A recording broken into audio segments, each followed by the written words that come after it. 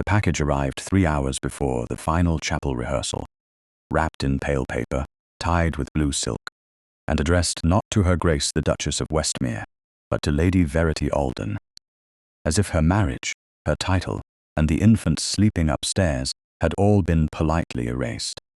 In the great hall of Muirfield Park, where every portrait of House Harrowby seemed to watch from its dark frame, Verity stood with one gloved hand resting on the carved oak table and felt the insult before she saw the sender's name. England, 1857. Had taught women of rank to recognize cruelty when it came dressed as refinement. The footman, who had carried the parcel in, lowered his eyes, not because he understood the meaning of it, but because the air had changed. "Where did it come from, Thomas?" Verity asked. Her voice did not tremble.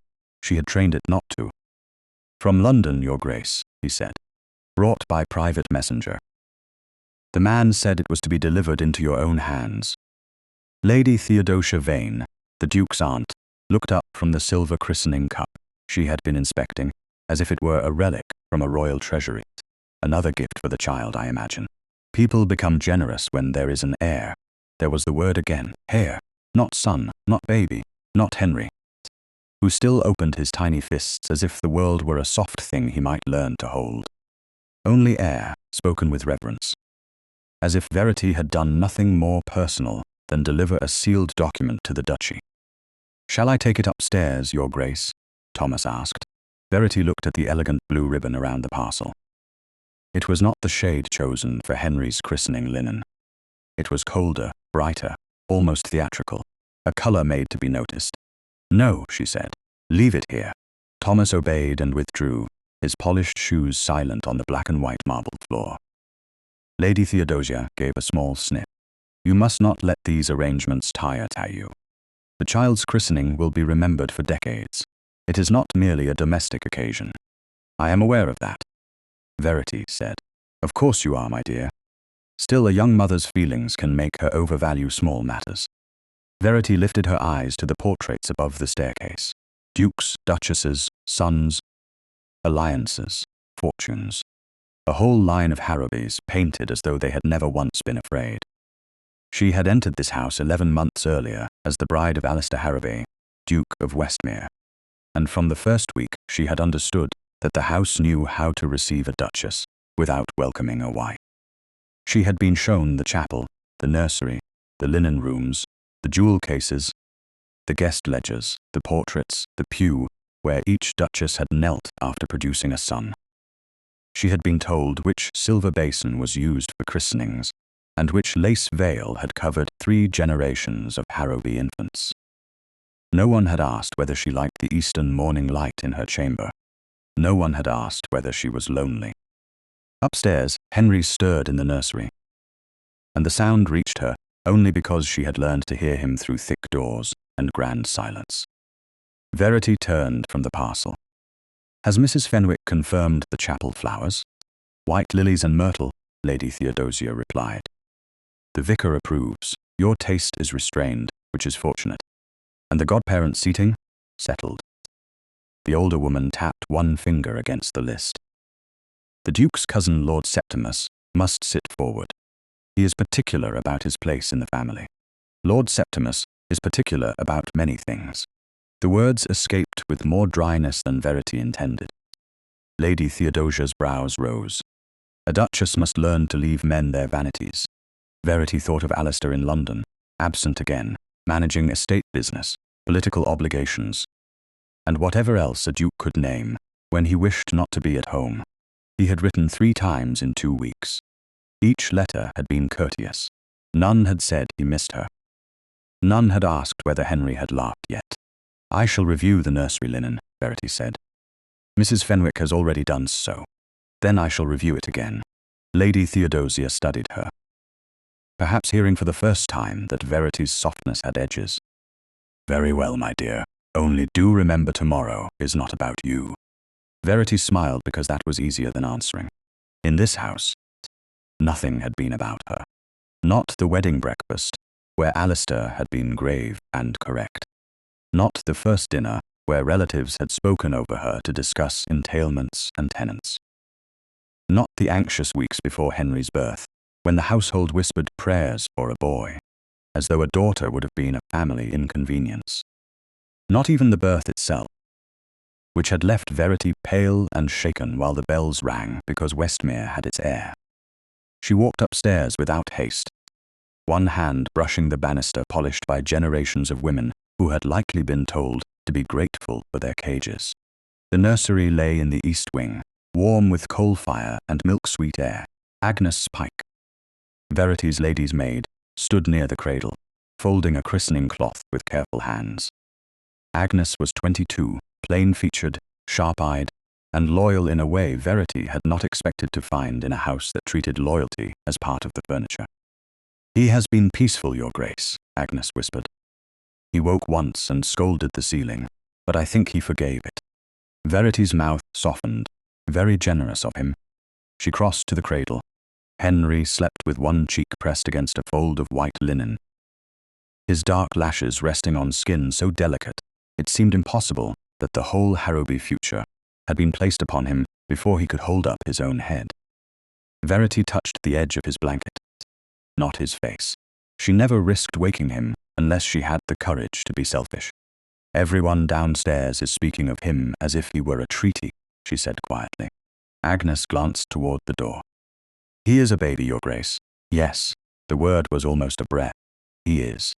On the chair beside the cradle lay the christening gown, a fall of old lace and fine lawn, yellowed only slightly with age. It had been worn by Alistair, by Alistair's father, by grandsons whose portraits now looked sternly down from the gallery. Verity had mended a tiny loosened seam at the cuff herself. Though 3 women had told her a duchess need not use a needle, she had wanted Henry to have one stitch from his mother's hand, one proof that love had touched the inherited things. "The chapel looks beautiful," Agnes said. "Cold but beautiful. That may be the Harrowby family motto." Agnes pressed her lips together to hide a smile. Verity saw it and felt a little less alone. Then the nursery door opened and Mrs. Fenwick entered with the solemn expression of a housekeeper carrying more than household news. She was a tall woman with iron-grey hair, a narrow waist, and keys at her belt that marked her authority as clearly as any coronet. "Your Grace," she said, "I beg your pardon. A parcel came." "I know." Mrs. Fenwick's gaze flickered to Agnes, then back. From Lady Maribel Crowe. The name settled over the nursery like ash. Agnes went still. Verity did not turn away from the cradle. She had heard Maribel's name before she had met her. Not often, not openly. It appeared in pauses, in glances, in the tightening of Alistair's mouth, when certain London seasons were mentioned. Lady Maribel Crowe, daughter of the Earl of Lydmere. Beautiful, accomplished. Dangerous in the way society allowed beautiful women to be dangerous when they came from the right blood and never raised their voices. There had been whispers before Verity's marriage, carefully folded and passed from drawing room to drawing room. The Duke of Westmere had admired Lady Maribel once. The Duke had nearly offered. The Duke had changed his mind, or she had. Or both had discovered that pride could be mistaken for love until marriage made the mistake expensive. Verity had never asked Alistair for the truth. A woman newly married to a duke learned quickly which questions made a room colder. "Thank you, Mrs. Fenwick," she said. "Have it brought to my sitting room." Mrs. Fenwick hesitated. "It is already there." "Your Grace." Lady Theodosia thought it best opened away from the hall. So the parcel had moved without her permission. Small invasions were the specialty of great houses. They happened under the name of convenience. "Very well." Verity bent and kissed the air just above Henry's dark head. "Sleep a little longer, my darling. Tomorrow you must be admired by people who have not earned you."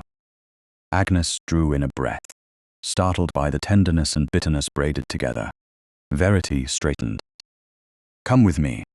In her sitting room, the parcel waited on a rosewood table beneath the window. Afternoon light lay across the paper. The blue ribbon gleamed. Verity stood before it for a full moment, aware of Agnes near the door, and Mrs. Fenwick just beyond it, both pretending not to watch too closely. She untied the bow slowly. The paper parted with a soft whisper. Inside lay a dress of pale blue silk, folded around tissue, the color of a winter sky seen through expensive glass. It was beautiful. That was the cruelty of it. The bodice was graceful, the sleeves tasteful, the skirt rich without vulgarity. It was exactly the sort of gown a duchess might wear to a christening breakfast, if she wished to appear serene, young, and forgiving. Resting on top was a small card, written in a hand so elegant it seemed to smile. Verity picked it up. A mother should wear what her husband remembers best. For a moment, no one spoke. The room did not move. Even the fire seemed to burn more quietly. Agnes whispered, "Your Grace."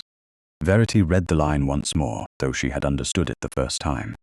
Lady Maribel Crowe had not sent a dress. She had sent a memory sharpened into a blade. She had sent it into Verity's house, on the eve of Verity's son's christening, with enough refinement that anyone could call it a gift, and enough poison that Verity would know better. "Shall I burn it?" Agnes asked, the words low and fierce. Verity looked at the silk. She imagined flames taking it, imagined the satisfaction, brief and useless. Then she imagined Maribel, hearing that the Duchess of Westmere had been too wounded to look at it, too frightened to wear it, too uncertain of her husband to stand beneath the chapel windows with her child in her arms. "No," Verity said, "we do not burn evidence merely because it is pretty." Agnes blinked. Mrs. Fenwick's keys gave the faintest sound at the doorway. Verity set the card down. With careful fingers, she lifted the dress from the tissue. The silk spilled over her arms, cool and heavy. Something tugged near the inside of the bodice, a small resistance beneath the lining. Verity turned the fabric toward the light. There, hidden under a seam where no guest would see it, a narrow strip of pale blue ribbon had been stitched by hand. It was older than the dress, softer, worn at one edge. Verity touched it, and a strange unease moved through her, colder than jealousy. "Agnes," she said quietly, "bring my scissors. Not the large pair, the fine ones." Agnes obeyed. Verity did not cut. Not yet. She only held the lining open with the tip of one finger. Beneath the ribbon, almost swallowed by the seam, was a tiny embroidered letter. H. Harrowby. Her breath slowed. Lady Maribel's insult had entered the house wearing another woman's perfume. But something inside it belonged to Westmere. Something hidden, something old, something that had no business being in the hands of the woman who wanted Verity, humiliated at her own son's christening. Verity lowered the dress back onto the table, smoothing the silk as though calming a living thing. Her face remained composed. Her heart did not. "Your Grace?" Mrs. Fenwick asked from the doorway. Verity looked at the pale blue gown, the cruel card, the secret ribbon, and the tiny mark of House Harrowby buried where no one was meant to find it. "We shall say nothing of this downstairs," she said. "Not yet." Agnes swallowed. "And the dress?" Verity folded it once, precisely. "The dress will be kept." She touched the card with 2 fingers and slid it beneath the ribbon. "Lady Maribel has gone to considerable trouble to choose what I shall wear tomorrow." Her voice was quiet enough for the nursery corridor to hold its breath. It would be discourteous not to consider it. Verity did not sleep after the discovery of the embroidered letter. She lay in the great bed that had belonged to 4 duchesses before her, and watched the candle burn low beside the silver clock. Listening to Muirfield Park settle into its night sounds as if the house itself wished to keep secrets. Somewhere beyond the wall, Henry slept in his cradle under the care of the night nurse. Somewhere in London, Alistair Harrowby, Duke of Westmere, remained absent from the rooms where his wife was being quietly measured against a woman he had once admired. By dawn, Verity had made only one decision, but it sat inside her as firmly as a vow. She would not let another woman choose the shape of her humiliation. When Agnes came in with hot water and the morning tray, she found the pale blue dress spread across the dressing room table, every fold smoothed, every ribbon laid flat, and the Duchess of Westmere standing over it in a plain wrapper, with her dark hair unpinned down her back. "Your Grace," Agnes said, closing the door with care. "You haven't slept. Neither has the dress," Verity replied. Agnes looked at her, uncertain whether to smile. "I don't like it being here. I do not like it either." Verity touched the lining near the hidden ribbon. "But dislike is not enough to explain it. The maid approached and bent over the gown, with the seamstress's attention. In daylight, the dress looked even more deliberate. The silk was costly, not new from the loom, but carefully preserved. The bodice had been cut to flatter Verity's figure without kindness, as if someone had known her measurements and intended the fit to be undeniable. The sleeves were modest enough for a christening breakfast, the skirt graceful enough to draw attention, and the pale blue ribbon, hidden inside the lining, remained the single strange note in an otherwise perfect insult. Agnes took the fine scissors but did not cut. "This stitch is not from the same hand as the rest." "You are certain?" "Yes, Your Grace. The gown was made by a professional modiste, or by someone trained under one. But this ribbon was set in by hand before the lining was closed. The thread is older too." She leaned closer, and here, under the turn, Verity bent beside her. Agnes lifted the edge of the ribbon with the blunt end of the scissors. Beneath it, the tiny H appeared again, worked in blue thread, so faded it nearly vanished against the silk. It was not decorative. It was not placed where anyone would admire it. It had been hidden, preserved, and then buried a second time inside a dress meant to be seen by half the county. "Could it be for Harrowby?" Agnes asked. Verity did not answer at once. Her eyes moved from the ribbon to the card on the table. A mother should wear what her husband remembers best. The words had lost none of their poison overnight. "It could be for many things," she said. "Hope, harm, house, Harrowby." Agnes's face tightened. "It shouldn't be in Lady Maribel's hands, no." That was the part Verity could not move away from. Jealousy would have been simple. Cruelty would have been ugly, but familiar. This was different. Something belonging to the house had passed into the possession of a woman who wanted Verity exposed before the chapel, the vicar, the godparents, and every guest who would whisper over sweet wine and christening cake. The insult was not only intimate, it was informed. "Can it be altered?" Verity asked. Agnes looked up sharply. "Altered? Yes." "Your Grace, you can't mean to wear it." "I mean to consider wearing it." "That's nearly the same thing when you say it like that." The maid's honesty should have startled her, but it comforted Verity instead. Muirfield Park had too many polished phrases and too few loyal truths. "Tell me what can be changed." Agnes touched the bodice. "The neckline can be raised with your own lace. The sleeves can be softened. I can remove the ribbon if you wish, but I would not yet. If it means something, we may need it whole." Verity looked at her. "We?" Agnes blushed. "Forgive me, Your Grace. I only meant—" "I know what you meant." Verity's voice softened. "And I am grateful." The words seemed to strike Agnes more deeply than praise for perfect stitching would have done. She lowered her eyes and gathered the lace Verity had worn at her wedding breakfast.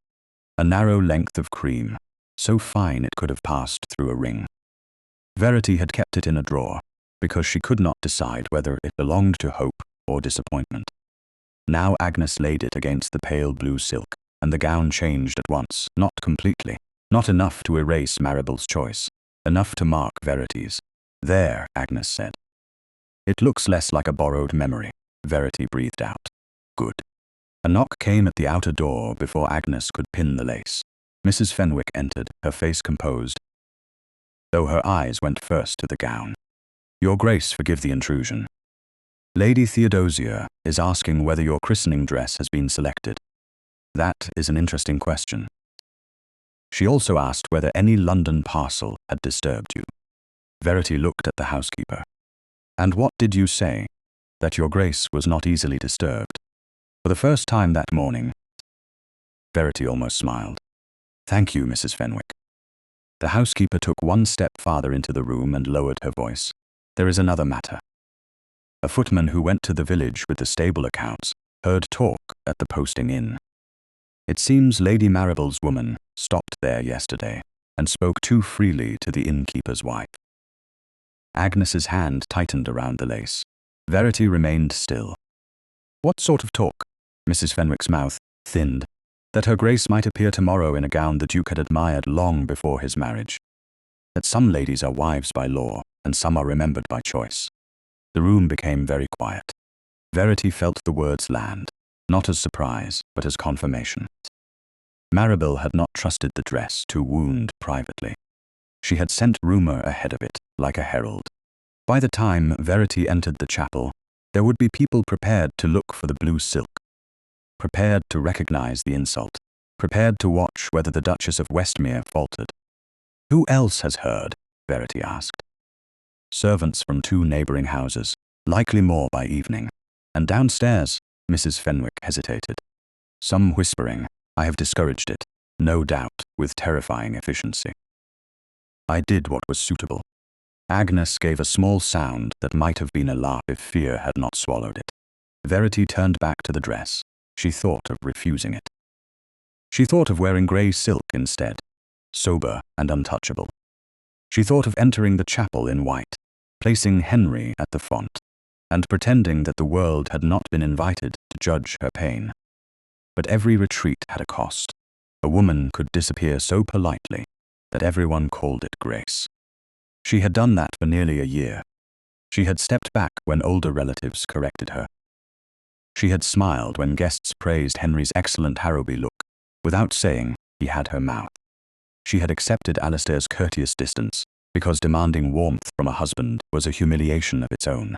No more. Not tomorrow. Not while carrying her son. "Agnes," she said, "pin the lace." The maid stared at her.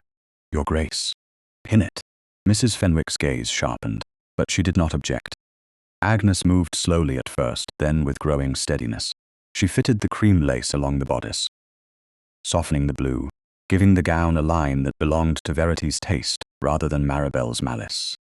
Each pin entered cleanly. Each small adjustment made the insult less obedient to its sender. Verity watched the transformation without satisfaction. Satisfaction would have been too easy. What she felt was colder, clearer. "If I do not wear it," she said, "she will know I was frightened." Agnes whispered, "And if you do, then she will have to wonder what else I know." Mrs. Fenwick's eyes flickered toward the hidden ribbon. "Does your Grace wish me to search the old linen books?" "Not yet. If questions begin in the house before the Duke returns, they will travel faster than truth. But keep close account of who asks about the gown." "Yes, your Grace." And Mrs. Fenwick. The housekeeper paused. "No blame is to fall on any maid, footman, nurse, or laundry girl, because a Harrowby object has been misused. If something has gone missing from this house, it did not walk out in a servant's apron, merely because that would be convenient for the family to believe." Mrs. Fenwick's face changed, only slightly. "Enough." "I shall remember that, your Grace." When she left, Verity crossed to the small writing desk near the window. She took out a sheet of thick paper marked with her monogram, then paused over the salutation. My lord was too cold. Alistair was too intimate for a letter that might pass through hands. She chose formality, because formality was safer. "Westmere, I must speak with you before the christening. Lady Maribel has sent a gown meant to be recognized. There is something hidden in it that appears to belong to this house. I ask you, not as a child seeking comfort, but as your wife and Henry's mother, to come to me before tomorrow's service." Verity sanded the ink, folded the letter, and sealed it with plain wax. "Have this placed on his Grace's desk the moment he returns," she told Agnes. "Not with the estate papers, not with invitations, on the center of the desk." Agnes took it as if it were fragile. "I'll see it done." The day moved forward with the merciless smoothness of a great household before ceremony. Flowers arrived. The vicar sent word that he would come at 9. Lady Theodosia corrected the seating twice. Henry slept, woke, fed, and slept again, innocent of silk, rivalry, and inheritance. By late evening, the altered gown hung behind a screen in Verity's dressing room, the cream lace basted into place, the hidden ribbon untouched beneath the lining. Verity stood before it with her hands folded and understood that tomorrow she would either be pitied, laughed at, or feared, perhaps all three. Near midnight, carriage wheels sounded on the gravel below. A door opened. Male voices murmured in the hall. Alistair had come home. In his study, among estate ledgers and unopened invitations, Verity's sealed letter waited exactly where Agnes had placed it. The Duke entered with travel dust on his coat and weariness in the set of his shoulders. He set down his gloves. His gaze passed over the desk once, distracted by duty, then returned to the letter bearing his wife's seal. For a moment, he did not touch it. Then a footman knocked to say Lord Septimus requested a word at once. Alistair looked toward the door, then back at the letter. Duty won by the smallest movement. He left the note unopened beneath the lamp. Lord Septimus Harrowby kept Alistair in the study for 27 minutes, which was long enough for the lamp to burn lower over Verity's unopened letter, and long enough for the Duke of Westmere to choose, without knowing it, the wrong silence. The cousin spoke of tenant disputes, a delayed remittance, the vicar's place at breakfast, and whether Lady Maribel Crowe had been unwisely placed too near the family pew. All with the smooth concern of a man who never made an accusation when a suggestion would do more damage.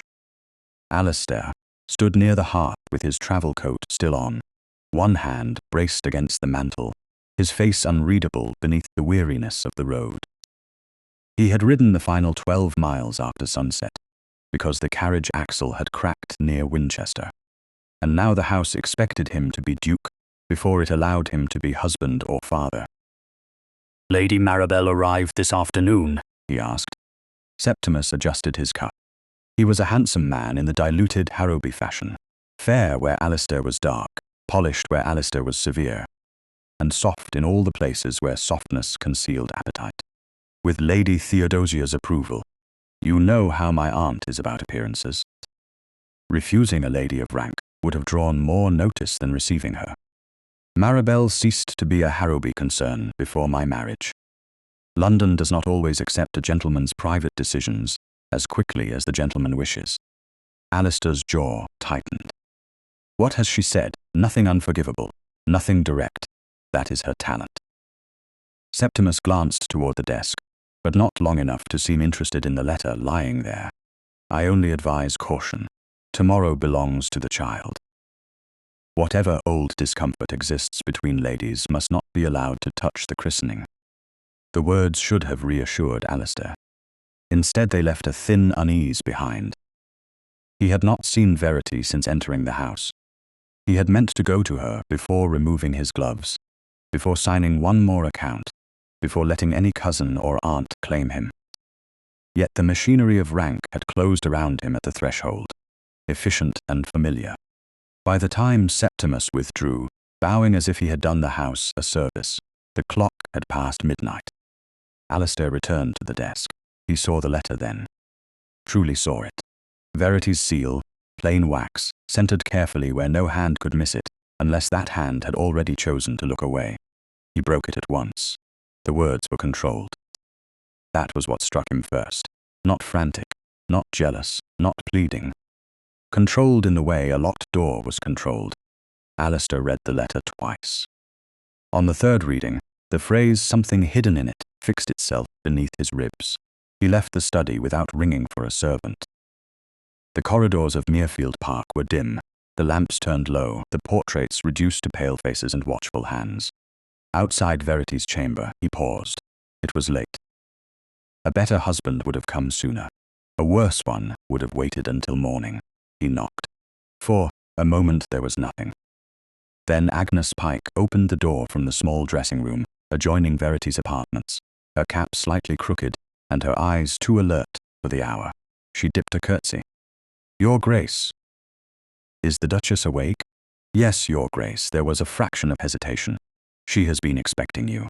It was not said as reproach. That made it worse. Verity stood inside the dressing room beside a screen where a gown hung half in shadow, pale blue silk, catching the lamplight like cold water. Her hair was braided for the night, but she had not changed into sleep. She wore a dark robe over a simple white gown, and her hands were folded before her with such calm that Alistair felt, absurdly, as if he had entered an audience chamber instead of his wife's private room. "You received my letter," she said. "Too late." "Yes." Her eyes moved over his face. "I thought that might be the case." He deserved that. He did not defend himself. "Verity, what has Maribel sent you?" Agnes looked toward her mistress, but Verity gave a small nod. The maid drew the screen aside. The gown emerged fully into view. Alistair went still. It was not only the colour, though the colour struck him first. Pale blue, with cream lace newly basted at the bodice. A shade from old family portraits, from christening ribbons, from scraps of silk preserved in cedar and lavender. A shade he had not seen in years except in memory. Then he saw the cut, the elegance, the cruelty of intention, and something colder moved through him. She sent this to you, with a card. Verity lifted it from the table and handed it to him. Alistair read the line. His face closed before anger could show. This is beneath contempt. Contempt has rarely stopped a determined woman. You should not wear it. The words came too quickly. He heard it as soon as he said it, heard the command where he had meant protection. Verity did not flinch. That hurt more than tears might have done. No, she said quietly. That is not the first thing you should have said. Alistair set the card down. I am trying to prevent a scene. So is everyone. It is remarkable how often preventing a scene requires my disappearance. That is not what I meant. Then say what you mean. He looked at the gown again because it was easier than looking at her. You wear it. Every person who has heard Maribel's whispers will understand her insult. They will look at you, they will look at her. They will remember every old rumour attached to my name. Your name. Our name. No, Westmere. When society is uncomfortable, it becomes your name. When an heir is born, it becomes our duty. When a woman is humiliated, it becomes her composure. The room went silent. Agnes had lowered her eyes, but Alistair was aware of her presence, aware of every servant beyond the door, who would know by morning whether the Duke had come to his wife, with tenderness or orders. Verity, he said softer, I am not indifferent to the insult. Are you indifferent to the question beneath it? She crossed to the gown and turned the lining outward with careful fingers. Look here. He stepped closer. The space between them narrowed until he could smell lavender from the dressing drawers and the faint starch of the altered lace. Verity lifted the hidden ribbon. Under the lamplight, the small embroidered H appeared. Alistair's breath changed. She saw it. He knew she saw it. Where did this come from? He asked. That was the question I hoped you would answer. He reached toward the ribbon, then stopped before touching it. This resembles old Harrowby nursery silk. Resembles? It should be impossible. Impossible things do not arrive by private messenger from London. He looked at her then. Truly looked, not as Duchess arranged within his house, not as the mother of his son. As a woman standing in the place where a trap had been laid, and refusing to step backward merely because the floor had teeth. The nursery stores were locked after my father died, he said. Some pieces were kept for family ceremonies. My mother ordered them preserved. I have not seen that mark since I was a boy. Then how did Lady Maribel get it? I do not know. Will you ask her? Not at the chapel. I did not suggest you should interrupt the baptism with an interrogation. A faint colour rose beneath her restraint. I asked whether the woman who sent this will be permitted to laugh at my son's christening. No. The answer came at once. No one will laugh at you. You cannot promise that. I can prevent her from approaching you. I can move her seat. I can speak with Theodosia, and have Maribel placed behind the Leadmere cousins. And if I enter wearing another gown, he paused. Verity's eyes did not leave his face. Then the whispers will say I was afraid, she continued. They will say she sent it, and I hid. They will say the Duchess of Westmere was too uncertain of her husband to stand in church with her child. You are not uncertain of me. The words were too low, too proud, and too late. Verity smiled, but there was no warmth in it. Alistair, I have spent nearly a year learning the difference between what a man assumes and what a wife is given reason to believe. He absorbed that as if she had placed a hand against his chest and pushed, not violently, precisely. For the first time since entering, he seemed less like the Duke of Westmere than a man who had found a door locked from the inside and realized he had never asked why. Maribel was a mistake, he said. Before you, that is not an explanation. No, he looked down. It is not. Did you love her? Agnes shifted faintly by the door, but Verity did not withdraw the question. Alistair's face tightened. Not with anger, with memory. I admired her. I mistook being challenged for being understood. By the time I learned the difference, society had already written more than either of us had promised. And she has never forgiven you for marrying elsewhere. Maribel does not forgive being less important than she imagined herself to be. Then she and this house have something in common. The sentence was quiet. It landed hard. Alistair took one step toward her, Verity. She moved back, not far, just enough to make the distance visible. Do not use my name now, as if saying it gently repairs, not speaking it when it mattered. His hand fell to his side. For a moment, neither of them spoke. The gown hung between them, pale and watchful. A dress, a memory, a threat. From somewhere down the corridor came a soft sound from the nursery, Henry waking and settling again. Verity turned toward it by instinct. So did Alistair. That shared motion hurt in a different way. I am asking you, he said at last, not to wear it, and I am asking you to understand why I must consider doing so. You would make yourself the center of gossip.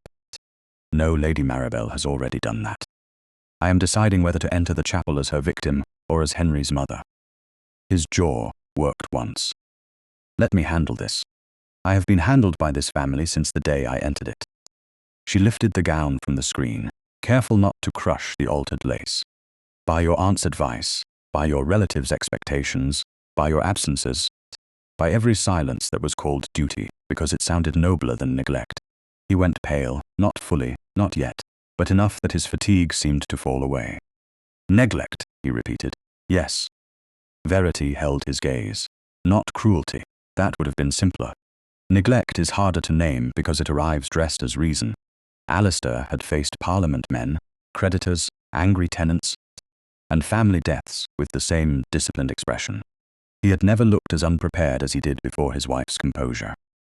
I did not know you felt so alone. That is the nature of being alone, Westmere. One eventually stops announcing it. She turned toward the door that led back to her chamber, the gown laid over her arms, like a banner taken from an enemy field. At the threshold, she paused. I will not arrive at my child's christening as an apology. Then she left him there. Alistair did not follow. He stood in the dressing room with the card on the table, the empty screen beside him, and Agnes Pike watching the floor with the rigid loyalty of a servant who had just heard more truth than rank permitted. Beyond the closed door, Verity's steps faded toward the nursery. For the first time since his marriage, Alistair understood that his wife had not been waiting for him to choose her. She had begun choosing herself. By the time the chapel bells began their first measured call, Verity had already heard 3 whispers die behind closed doors. One stopped in the corridor outside her dressing room. One faded near the nursery, when Agnes carried in Henry's christening bonnet. The third ended beneath Lady Theodosia's breath, when Verity stepped from behind the screen in the pale blue dress and the cream lace she had chosen herself. No one said the gown was beautiful. That was how Verity knew it was. Beauty would have been safe to praise if it had arrived without scandal. Agnes stood behind her with 2 pins between her lips and eyes bright with worry. The lace sits well, Your Grace, she said after removing the pins. No one will think it belongs to anyone but you. People think what they are prepared to think, Verity answered. She looked at herself in the long glass. The dress fit too perfectly, as if Maribel's malice had taken measurements from shadows. Yet the lace softened the bodice, and Verity's own pearl brooch fastened at her throat changed the line from invitation to command. She wore no color in her cheeks beyond what dignity required. Her hair was arranged low beneath a small cap of fine lace, proper for a mother at her child's christening. Nothing about her begged for sympathy. That, she knew, would offend some people more than tears. Henry gave a small protesting sound from the nurse's arms, and Verity turned at once. The baby was wrapped in the old Harrowby christening gown, white lawn falling in delicate folds, the mended cuff resting against his tiny hand. His dark eyes opened for a moment, unfocused and solemn, as though he had been born aware that too many adults expected history from him. Verity took him carefully. The weight of him steadied her. He was warm, he was real, not a title, not a bargaining piece, not a shield for pride. You and I shall behave very well, she whispered. Henry blinked. or we shall not, and everyone will have to endure us." Agnes made a soft sound behind her. Verity looked toward the door. "Has His Grace sent word?" Agnes lowered her eyes. "No, Your Grace, of course not." He had asked her not to wear the dress. She had not promised obedience. Whatever he felt now, he would discover it before witnesses. Mrs. Fenwick appeared at the threshold, dressed in her best black silk, the keys at her waist subdued for church. Her gaze moved once over the gown, then to Henry, then back to Verity's face. "The guests are seated, Your Grace. The vicar is ready. Lady Maribel has arrived." The name did not strike Verity as sharply as it had the day before. Anticipated pain was still pain, but it lost the power of surprise. "What is she wearing?" Agnes asked, before she could stop herself. Mrs. Fenwick looked at Verity for permission. Verity gave the smallest nod. "Blue," the housekeeper said. "Darker than yours. Silk. Very fine. Some have noticed." She intended them to. Verity adjusted Henry's blanket. "Then we must not disappoint the room by appearing uncertain." Mrs. Fenwick's mouth tightened, not with disapproval, with something like pride. "No, Your Grace." The chapel of Muirfield Park stood at the eastern side of the house, connected by a stone passage that smelled faintly of beeswax, damp wool, and lilies. Verity walked it slowly, Henry in her arms, Agnes following with the extra shawl, Mrs. Fenwick behind them. Each step seemed to draw the whole weight of the house toward her. She had crossed this passage once as a bride, when she had still believed quietness might be mistaken, for grace and patience might be rewarded with love. Now the chapel doors waited ahead, half open, bright with morning. Beyond them came the hush of gathered rank, a cough, a rustle of silk, a low male murmur silenced at once. Verity paused before entering, not because she was afraid, but because this was the final private second she would have before the insult became public property. She bent her head and touched her lips to Henry's brow. "Remember none of this," she whispered. "I shall remember enough for both of us." Then she walked in. The chapel turned toward her. It happened like weather changing. First the heads nearest the door, then the pews beyond, then the relatives. The neighbors, the women who knew every rumor before breakfast, and carried every slight home like lace in tissue. Lady Theodosius sat rigid in the family pew, her expression caught between outrage and admiration. Lord Septimus stood near the front, fair head inclined, his gaze too quick when it touched the dress. Lady Maribel Crowe sat 3 rows behind the Harrowby family, exactly where Alistair had ordered her placed, and still managed to look central.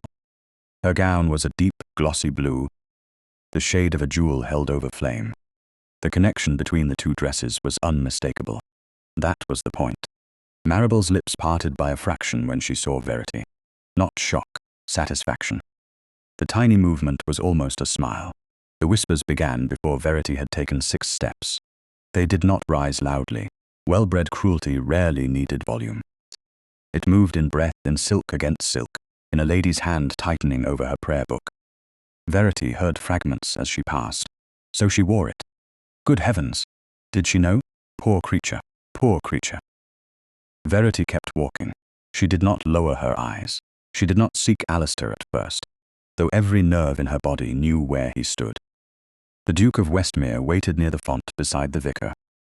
Dark coat immaculate, shoulders broad, face pale from lack of sleep or restraint. When his gaze found her, it moved first to Henry, then to her face, then to the dress. His expression changed so little that most people would have missed it. Verity did not. His jaw set. His eyes sharpened. He had expected her to defy him. He had not expected the room to understand why. She reached the font. The vicar, Reverend Mr. Thorne, smiled gently down at Henry, with the practiced kindness of a man who had christened both beloved children and political heirs. "Your Grace," he murmured. "Duchess." Verity inclined her head. Her arms did not shake. Henry, unimpressed by rank and scandal, opened his mouth in a small yawn. A faint warmth touched her chest. This, she thought, was the truth beneath all ceremony. A child breathing in his mother's arms, while adults made ruins from pride. Alistair stepped closer. "Verity," he said under his breath. "Are you steady?" It was the wrong question and nearly the right one. "I am holding our son," she answered softly. I shall not fall. Something passed across his face, quick as pain.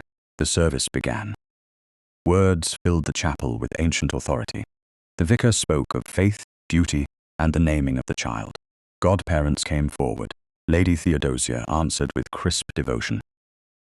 Septimus spoke his response smoothly. Alistair answered in a voice that carried, controlled and deep. Verity felt the eyes on her dress more than she saw them. She held Henry while the vicar touched water to his brow, and the baby startled, then settled against her with a soft, offended sigh that might have moved the room to tenderness if the room had not been so busy watching scandal breathe. Henry Alistair Edmund Harrowby, the vicar said, Marquess of Alderwick. The name travelled through the chapel.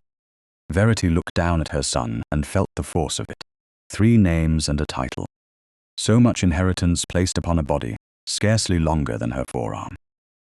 She adjusted the christening blanket when the lace slipped near Henry's shoulder. The movement turned her wrist outward. The inner cuff of her blue gown opened slightly beneath the cream lace. The hidden ribbon showed for one brief second. Only one person stood close enough, and only one person in the chapel had childhood memory enough to understand it. Alistair saw. The colour left his face so abruptly that even Verity noticed before she could cover the cuff. His eyes fixed on the ribbon. Not on the dress, not on Maribel. On the narrow strip of pale blue silk beneath the lining and the tiny embroidered H that Agnes had nearly missed. His hand, resting at his side, closed once into a fist and then opened. Verity heard his breath stop. The vicar continued speaking, unaware that the Duke beside him had gone as still as stone. Verity's own pulse slowed. So it was true. He knew it. He knew that ribbon. He knew where it belonged. Across the chapel, Maribel's gaze sharpened. Septimus's smile faded by a degree so small it might have been shadow. Alistair lifted his eyes from the cuff to Verity's face. For one suspended moment, the service, the guests, the lilies, and the careful cruelty of the morning all seemed to recede. What remained was not romance, not yet. It was recognition. Too late, perhaps, but real. He had asked her not to wear the dress because he had feared gossip. Now he understood that gossip had been only the veil. Someone had reached into his house. Someone had taken what belonged to his family. Someone had used it to wound his wife while she carried his son to the font. The final prayer ended. The vicar closed his book. A murmur of release moved through the chapel, polite and hungry. Verity shifted Henry more securely in her arms. Before anyone could step toward her, Alistair moved. He did not take the child from her. He did not speak over her. He came to stand at her right side, so close that his sleeve nearly brushed hers, placing his body between Verity and the pews where Maribel sat in her darker blue silk. The movement was unmistakable. The whispering thinned. Lady Theodosia stared. Lord Septimus looked down at his gloves. Maribel's smile vanished. Alistair leaned just enough for only Verity to hear him. His voice was low, controlled, and white with something more dangerous than anger. Don't leave my side. Verity looked ahead at the chapel doors, where sunlight waited beyond the stone passage. She did not answer at once. Henry slept against her, blessed and unaware. At last, she said quietly, "Then, keep up, Westmere," and she walked forward. The christening breakfast began with silver, lilies, and a silence too polished to be called fear. In the long dining room of Muirfield Park, the table shone beneath tall windows and winter-pale sun, arranged with porcelain, sugared fruit, seed cakes, cold meats, and crystal glasses of sweet wine for the guests, who had just watched a baby receive 3 names, and a duchess refused to lower her eyes. Verity sat, with Henry now returned to the nursery under Agnes's watch, and her arms felt strangely empty without his small weight. That emptiness made her more aware of every glance.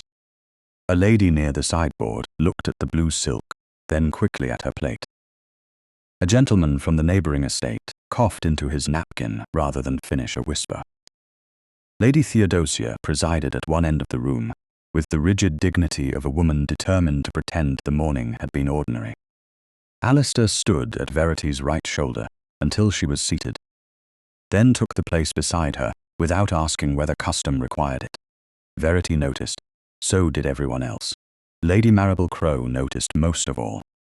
She sat farther down the table in her darker blue gown, all grace and controlled disappointment, as if she had been wronged by the very success of her own design. Lord Septimus spoke to her once in a murmur. She did not look at him. Her attention rested on Verity with the delicate persistence of a needle. The service was very affecting, Lady Anstruther said from across the table, her tone careful but kind. The child behaved beautifully. Henry has excellent timing, Verity said. He slept through the portions likely to bore him. A faint ripple of amusement moved through the safer guests. It died when Maribel lifted her glass. How fortunate, she said, that His Grace's heir has inherited such composure. One never knows, with very young mothers, whether sentiment will overpower ceremony. The compliment was shaped like a ribbon and tied around a stone. Verity turned to her without haste. I have always thought ceremony is strongest when sentiment is sincere enough to support it. How prettily put, Maribel smiled. You must forgive me, Duchess. I had wondered whether the morning might prove difficult. A christening is such a public confirmation of private arrangements. Alistair's hand stilled beside his plate. Verity felt the movement rather than saw it. Private arrangements, Lady Theodosia repeated, warning in every syllable. Maribel lowered her lashes. Marriage, dear Lady Theodosia. Motherhood. All the tender duties society treats as triumphs after they have been secured. There was nothing uncertain about today, Alistair said. His voice was quiet enough not to break the room, but it carried. My son was christened. My wife stood beside me. Those are facts, not arrangements. Several faces turned toward their plates. Verity did not move, but something in her chest loosened and tightened at once. Protection, when it arrived late, could still touch the wound it had failed to prevent. Maribel's smile faded only at the edge. Of course, Your Grace. No one could doubt your devotion to the dignity of your house. Nor should they doubt my devotion to the dignity of the Duchess. The room changed, not loudly. Aristocratic rooms rarely declared themselves. But Fawkes paused.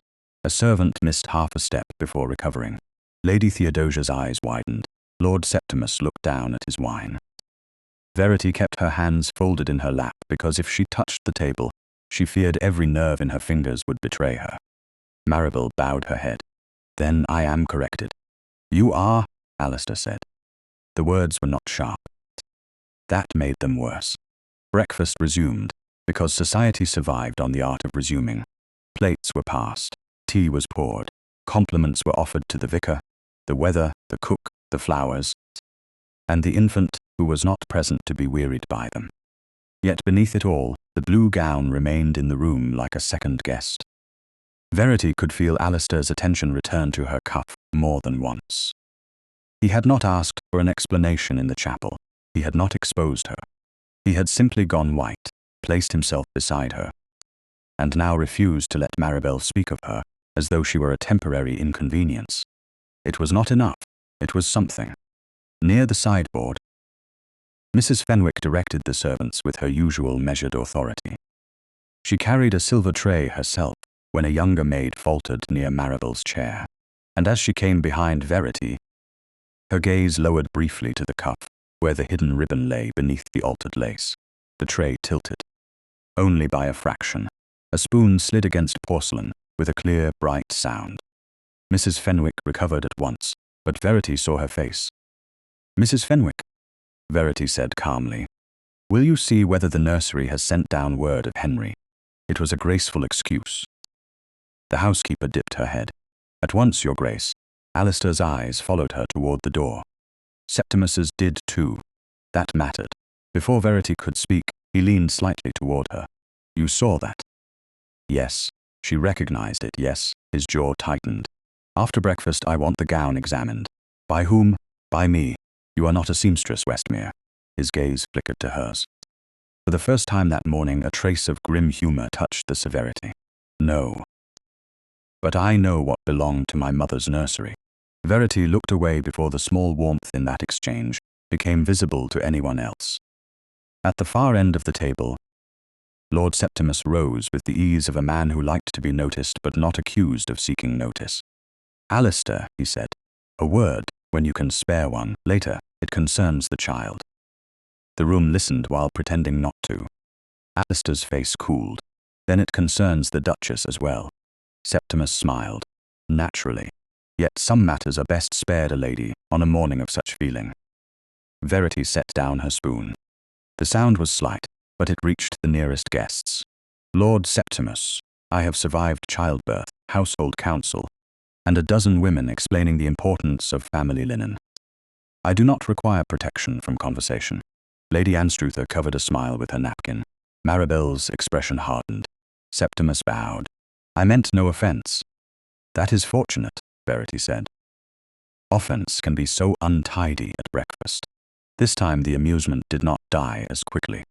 It moved softly from guest to guest, not loud enough to become vulgar, but enough to shift the balance of the room. Verity had not humiliated him. She had simply refused the small cage he offered. Alistair looked at her then, and his expression held something she had not seen before. Not admiration alone, recognition. As if he had mistaken her silence for still water, and only now seen the current beneath. Maribel placed her glass down. How spirited you are this morning, Duchess. Motherhood agrees with you. Verity met her gaze. Truth agrees with me. Motherhood has only made me less inclined to waste it. The room went quiet again, but this silence was different. Less hungry, more alert. Lady Theodosia cleared her throat. Perhaps we might speak of the flowers. Reverend Thorne, did you not admire the lilies? The vicar, merciful and bewildered, began praising the chapel arrangements with all the seriousness of a man, rescuing a room from itself. The meal ended in careful fragments. Guests rose. Chairs moved back. Ladies gathered gloves and prayer books. Gentlemen offered arms. Maribel approached with the smoothness of a woman who knew retreat could be made to look like victory. Alistair moved one half step before she reached Verity, but Verity did not look at him. Duchess, Maribel said, I hope you will accept my wishes for the child. Whatever whispers attach themselves to adults. Infants ought to be innocent. The insult was quiet enough for denial and clear enough for damage. Verity looked at the woman who had sent silk like a weapon into a nursery house. She saw the beauty, the composure, the old anger dressed in perfume and rack. They are, Verity said. That is why adults must answer for what they place near them. Maribel's eyes narrowed. What an interesting remark. I find interesting remarks useful. They reveal who understands them. For 1 second, Maribel's mask slipped. Not enough for the room, enough for Verity. You should take care, Maribel murmured. A duchess may command a house, but she cannot command memory. Alistair's voice entered before Verity could answer. Lady Maribel, you will not approach my wife or my son again during your stay. Maribel turned to him, wounded surprise arranged perfectly. Your Grace, you heard me. Surely you don't mean to make me a spectacle in front of your guests. No, he said. You did that yourself. It was not a loud rebuke, it did not need to be. Lady Anstruther, close enough to hear, went very still. Septimus appeared at once, smiling too quickly. Alistair, old discomforts need not become public dramas. Lady Maribel was only offering congratulations. Then she has offered them. Alistair did not take his eyes from Maribel. She may consider the duty complete. Verity felt the room gather around the moment. A lesser part of her wanted to close her eyes. A stronger part refused. Maribel curtsied. It was flawless. As you wish, Your Grace. She withdrew, but the line of her shoulders promised that withdrawal was not surrender. When the guests finally began moving toward the drawing room, Mrs. Fenwick appeared beside Verity, with a folded linen cloth over one arm. Your Grace, she said quietly. The young Marquess is sleeping peacefully. Thank you. The housekeeper's face remained composed, but her fingers tightened around the cloth. And there is something Your Grace should know. Alistair turned at once. Speak. Mrs. Fenwick hesitated. Verity saw the old instinct of service and fear, the knowledge that great houses often demanded truth and punished the hand that carried it. Mrs. Fenwick. Verity said, no blame will fall on you for answering. The housekeeper looked at her, and the decision settled. The ribbon in Your Grace's cuff, she said. It is from the old nursery chest. I would know it anywhere. Her late Grace had the silk marked for Harrowby christenings after his Grace was born. Alistair's face hardened. That chest has been locked for years. Yes, Your Grace. Who has the key? Mrs. Fenwick lowered her voice. That is the difficulty. The key has not been in my keeping for 3 months. Verity felt the first true chill of the morning move through her. Not from shame now, from danger. Where is it? Alistair asked Mrs. Fenwick looked past him, toward the doorway, where Lord Septimus had just vanished into the corridor. I do not know, Your Grace, but it was signed out under family authority. The breakfast room seemed suddenly too bright, too full of silver and flowers and respectable lies. Alistair looked at Verity, and whatever remained of his doubt was gone. After the guests withdraw, he said, we open the nursery chest. Verity touched the hidden ribbon through the silk. Yesterday it had been an insult. This morning it had become a warning. The guests had not fully left Muirfield Park before the house began pretending nothing had happened. Cloaks were brought, carriages were called, compliments were exchanged in voices too bright to be natural. And the great ladies who had watched Verity survive the breakfast carried the story away beneath veils and gloves, as carefully as if it were contraband lace. By the time the final wheels rolled over the gravel, the lilies in the chapel had begun to bow at the edges, and the silence left behind was heavier than the crowd had been. Verity stood in the corridor outside the breakfast room, while Alistair spoke briefly to Lady Theodosia. His voice was low. Hers was sharper. This is precisely why I advised caution, Lady Theodosia said. A family does not preserve dignity by inviting servants into mysteries. A family does not preserve dignity by blaming servants before knowing the truth, Alistair answered. Verity looked toward him. He had not raised his voice. He did not need to. Lady Theodosia's mouth closed in a thin line, and Verity saw the first small crack in the old order of the house. Alistair turned from his aunt and came toward her. Henry, he asked. Sleeping, Verity said. Agnes is with him. Good. He glanced toward the blue cuff, then back to her face. Will you come? It was not an order. The difference was small enough for no one else to notice. Verity noticed. Yes. They walked together toward the old nursery wing, with Mrs. Fenwick following 2 paces behind, and the steward, Mr. Vale, summoned from his office, with the key ledger tucked beneath his arm. The passage narrowed as they went deeper into the older part of the house. The walls here were panelled in dark wood, and the air held the faint scent of cedar, soap, and lavender. It was not a gloomy place. Not exactly. Children had slept here for generations. Nurses had hummed. Small feet had crossed the floor, yet Verity felt the age of the house pressing in, not with welcome, but with ownership. At the nursery door, Agnes rose from the chair beside Henry's cradle. She looked from Verity to Alistair, then down to the child. He hasn't stirred, Your Grace, she whispered. He slept through the departure carriages, as if they were lullabies. Then he is wiser than his elders, Verity said. Alistair crossed to the cradle before going to the chest. He stopped a foot away, as though uncertain of his right to disturb such peace. Henry lay wrapped in soft linen, one fist near his cheek, his mouth pursed in grave disapproval of dreams. Alistair's face changed, not much. Enough for Verity to see the Duke fall away from him for one unguarded breath. He is very small, he said quietly.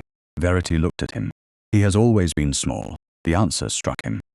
His eyes lifted to hers, and for a moment the nursery held a different silence. Not accusation, not forgiveness.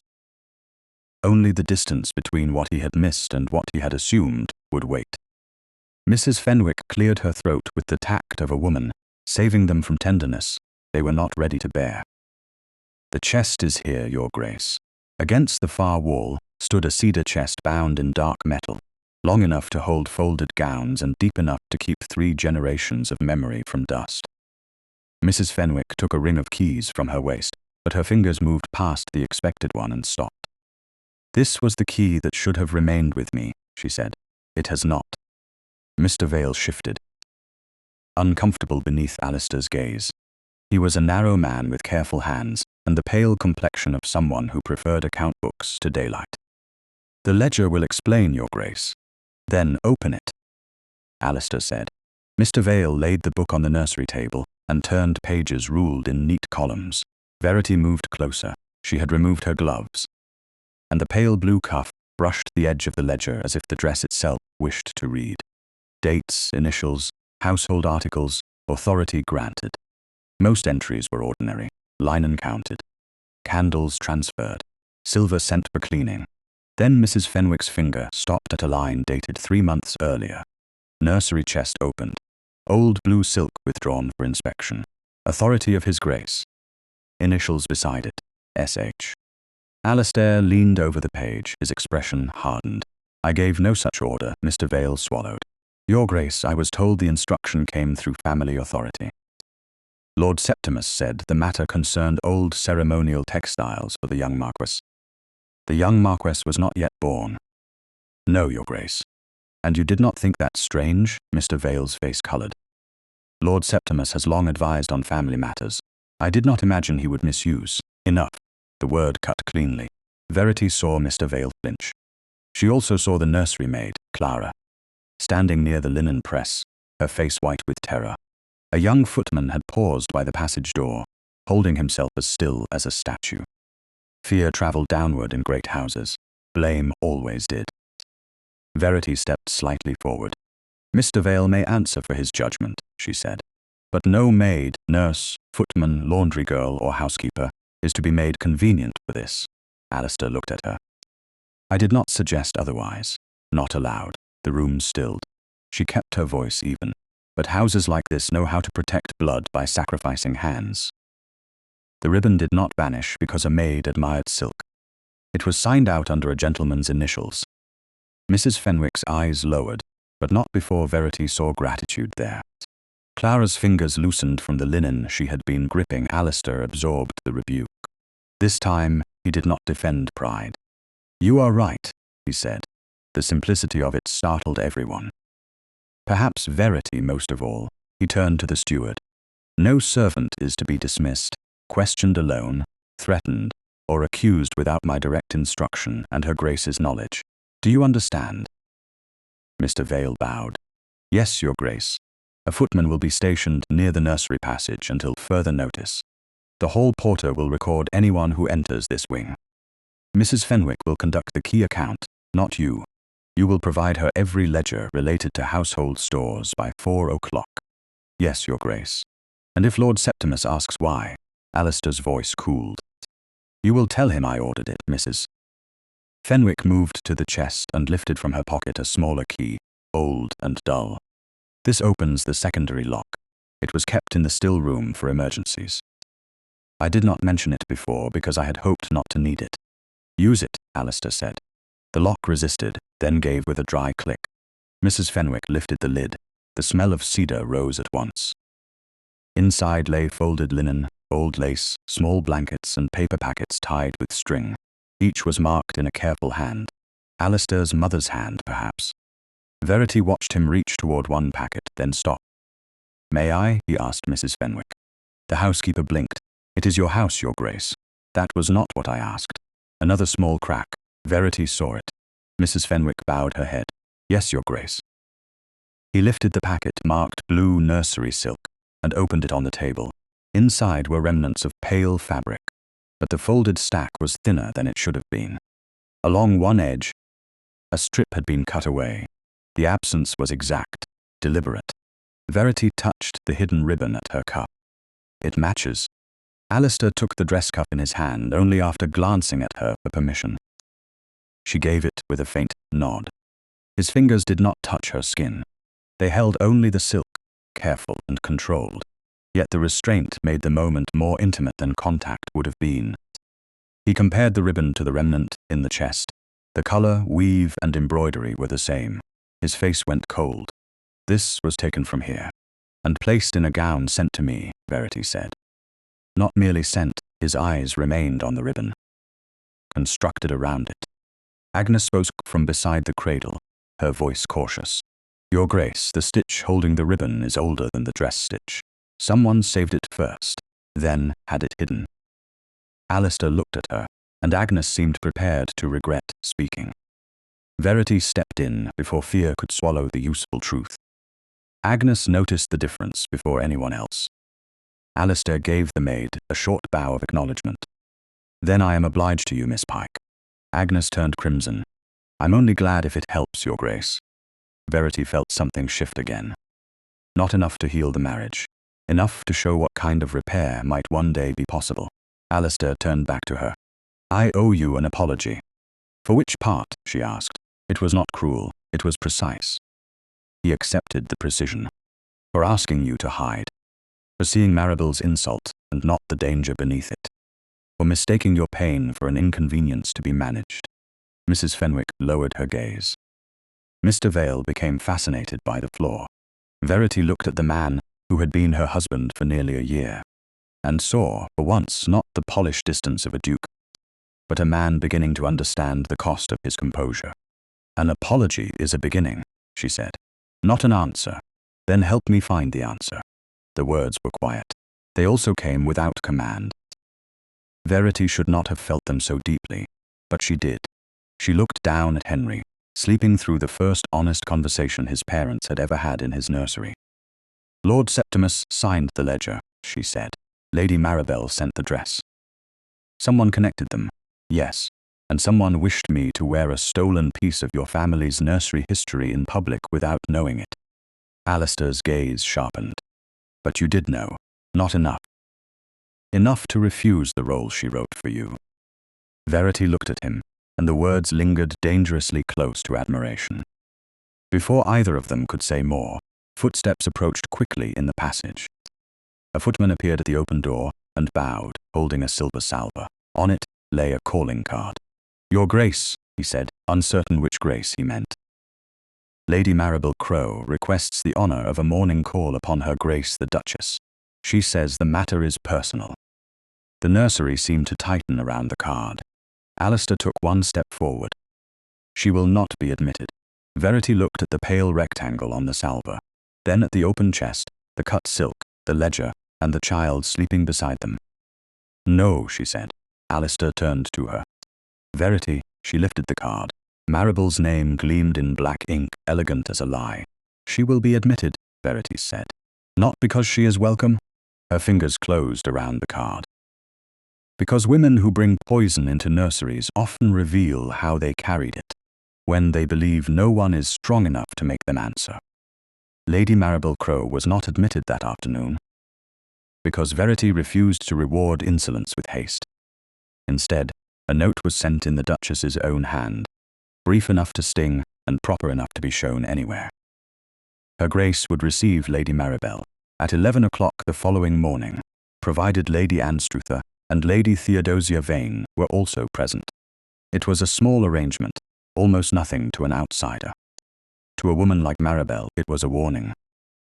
Verity would not be cornered in her own house. By 10:30 the next morning, the south drawing-room had been prepared with such precision that even Lady Theodosia could find no fault to correct. The curtains were drawn back to allow the pale Hampshire light upon every face. Tea was placed on the low table, but no plate of cakes had been added. Hospitality had its limits. Lady Anstruther arrived first, wrapped in dove-grey silk and careful kindness, her eyes moving at once to Verity's gown. Verity had not worn the blue dress again. She wore deep green wool, plain, elegant, and buttoned to the throat. The pale blue ribbon, removed from the hidden lining by Agnes at dawn, lay folded inside a small silk purse at Verity's wrist. It was evidence now. It would not remain trapped in another woman's insult. "My dear Duchess," Lady Anstruther said softly, taking Verity's hands, "you are certain you wish me here?" "Quite certain. Then I shall hear only what I am meant to hear and remember everything." Verity's fingers tightened once. "That is why I asked you." Lady Theodosia entered next, dissatisfied with the entire situation, and doubly dissatisfied that she could not forbid it. "This is unwise," she announced before sitting. "When a woman brings vulgarity to a house, one does not invite her to take tea." "No," Verity said. "One invites witnesses." Lady Theodosia blinked. Agnes stood near the writing desk, with a work-basket in her hands, her presence excused by a length of lace that did not require mending. Mrs. Fenwick remained beyond the door, not visible, but close enough that no guest would pass unobserved. Alistair had wished to attend. Verity had refused him. "If she means to make me appear jealous," she had told him over breakfast, "then your presence will give her the stage she wants." He had looked as though obedience cost him more than command ever had. But he had yielded. That too, Verity remembered. At precisely 11, Lady Maribel Crowe was shown in. She wore lavender, not blue. It was a clever choice. A lesser woman would have continued the colour war and made herself obvious. Maribel came veiled in softness instead, with gloves the shade of cream and a little reticule hanging from her wrist. Her expression suggested reluctance, injury, and forgiveness, all arranged with the skill of a portrait painter. "Your Grace," she said, curtsying, "you are generous to receive me. I am exact." Verity replied. Generosity would have included cakes. Lady Anstruther lowered her eyes. Lady Theodosia made a strangled sound that might have been disapproval or delight. Maribel's smile did not move. "Then I shall be grateful for precision. Please sit." Maribel took the chair opposite Verity. Not too near, not too far. She glanced at Lady Anstruther and Lady Theodosia with artful surprise. "I had hoped for a private word.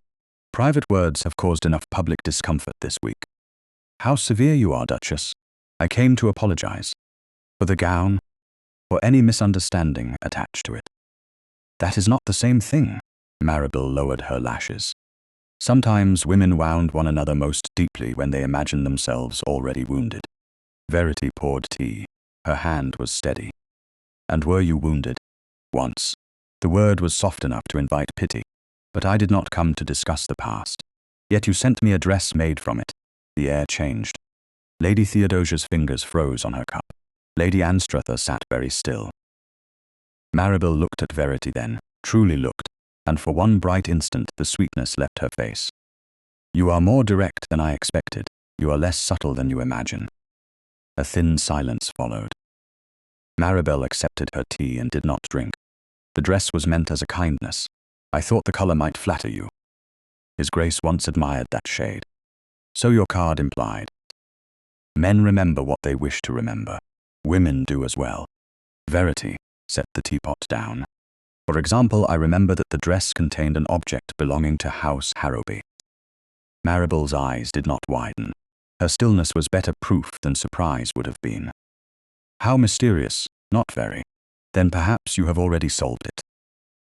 "Perhaps I wish to offer you the courtesy of explaining yourself." Maribel laughed gently. "Courtesy? My dear Duchess, you speak as if I stole silver." Lady Theodosia said. "If something was removed from the nursery stores, silver would be the lesser offence." Maribel turned to her with a wounded look. "Lady Theodosia, surely you don't believe I wander through other people's nursery chests?" "I believe very little this morning," Lady Theodosia replied. "That is refreshing at my age." Verity almost smiled. But Maribel leaned forward slightly, and the room tightened again. "You may search cupboards and question servants if you wish," Maribel said. "But you should take care. There are stories a house can survive, and stories that cling to a cradle." Lady Anstruther's face cooled. Verity placed her cup down with a soft click. "Be plain. Plainness is so often mistaken for cruelty. Then risk being misunderstood." Maribel's gaze dropped to Verity's waist, where the silk purse rested. "You have a son, a beautiful child. A child whose christening placed him before God and society as the future of Westmere. One would think a mother in your position would avoid stirring old attachments, old jealousies, old questions." "What questions?" Verity asked. Maribel's smile returned, delicate and poisonous. "Oh, Duchess, surely you know how quickly people compare dates, faces, estrangements, reconciliations. A child's face may prove comfort. It may also provoke curiosity." Lady Anstruther inhaled sharply. Lady Theodosia rose halfway from her chair. Verity did not move. A coldness entered her so cleanly that it felt almost like strength. Henry was upstairs, sleeping beneath a blue coverlet, unaware that a woman in lavender silk had just tried to place doubt against his name like a stain. "Sit down, Lady Theodosia," Verity said quietly. The older woman obeyed, though outrage trembled through her posture. Verity looked at Maribel. You may mistake quiet for weakness, Lady Maribel. I advise you not to mistake it twice. Maribel's fingers tightened on her teacup. I spoke only of society's habits. No, you spoke of my son. The words were not loud, they did not need to be. You came into my house after sending me a gown designed for public humiliation. You now suggest that my child's legitimacy might become a matter of drawing-room curiosity. You have mistaken my manners for permission. Lady Anstruther's voice entered, low and firm. I heard the remark. Lady Maribel, so did Lady Theodosia. Maribel's eyes flicked toward her. I am sorry if tender nerves have made ordinary conversation sound sinister. Don't, Lady Theodosia snapped. I may be many things, but I am not deaf. For the first time Maribel lost color, not much, enough. She set down her cup and rose. I see I have intruded upon griefs I did not create. You created enough, Verity said. The remainder will be examined. Maribel drew on her dignity, like a cloak. Then I shall leave you to your examinations. I hope for the child's sake, they do not uncover more than you are prepared to bear. She curtsied with exquisite insult and turned toward the door. As she moved, her cream glove slipped from her reticule and fell beside the chair. Agnes bent instinctively, but Verity said, Leave it. Maribel paused. For a second, her gaze dropped to the glove. Then she smiled as if the loss were nothing. Keep it, if you wish. A small token of an unpleasant call. How kind, Verity said. Maribel left. The door closed behind her with the quiet finality of a sentence. No one moved at once. Then Lady Theodosia said, That woman should never have been invited into this house. She was not the first danger to enter by invitation, Verity said. Lady Theodosia looked away, chastened into silence. Verity nodded to Agnes. Now. Agnes crossed the room and lifted the glove with 2 fingers. Something pale showed inside it, tucked beneath the folded wrist. Not a card. Not a handkerchief. A torn scrap of paper. Verity took it and unfolded it carefully. The writing was formal, likely from a solicitor's office, and most of the sentence had been torn away. What remained was enough. Payment to be made discreetly upon instruction of S.H. No further mention of Lady M in household account. Lady Anstruther leaned closer. S.H. Lady Theodosia whispered. Septimus Harrowby. The name seemed to dim the room. Verity looked toward the closed door, then down at the scrap again. Maribel had come to frighten her. Instead, she had left proof, whether by accident or by panic.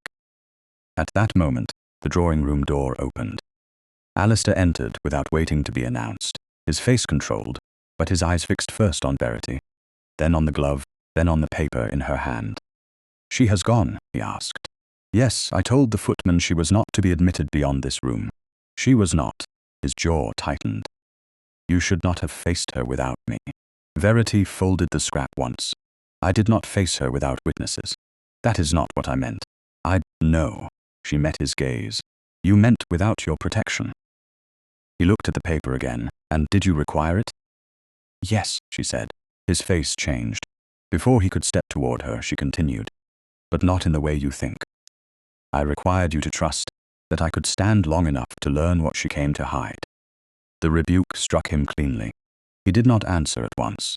Lady Anstruther rose, sensing the end of her usefulness. Lady Theodosia remained seated, pale and furious. Verity held out the scrap. Alistair took it. His eyes moved across the words, and the stillness that followed was worse than anger. S.H., he said. It points towards Septimus, Verity replied. Not you. Maribel said something. His gaze returned to her face. What? Verity thought of Henry's sleeping mouth, his tiny hand. His innocence pressed beneath adult ambition. She suggested society might become curious about what a child's face could prove. Alistair went very quiet. The air around him seemed to harden. She said that to you, to me, before witnesses. His hand closed around the paper, not crushing it, only holding it with terrible care. I should have been here. Yes, Verity said. It was not comfort, it was truth then, more softly, but I chose the meeting. I chose it because women like Lady Maribel reveal themselves when they believe another woman will be too wounded to listen. Alistair looked at her as though the morning had moved the ground beneath his feet. And were you? Verity touched the silk purse at her wrist where the old blue ribbon lay folded in darkness. "Wounded?" she asked. Yes, she looked toward the nursery wing. Too wounded to listen? No. Alistair found Lord Septimus in the library shortly after dusk, standing beneath a portrait of the second Duke of Westmere, with a glass of port in his hand, and the easy posture of a man who expected old rooms to defend him. The day had darkened into rain. It tapped at the tall windows and softened the lawns beyond the glass, but nothing in the library felt soft. Books rose in solemn walls. The fire burned low. On the writing table lay the torn scrap from Maribel's glove, weighted beneath Alistair's signet, as if it might otherwise gather courage and vanish. Septimus turned when the door closed. His gaze went to the scrap first, then to Alistair's face. Too quick, too telling. "You look as though the christening has not agreed with you," he said. "The christening was sacred," Alistair replied. "Everything after it has been less so."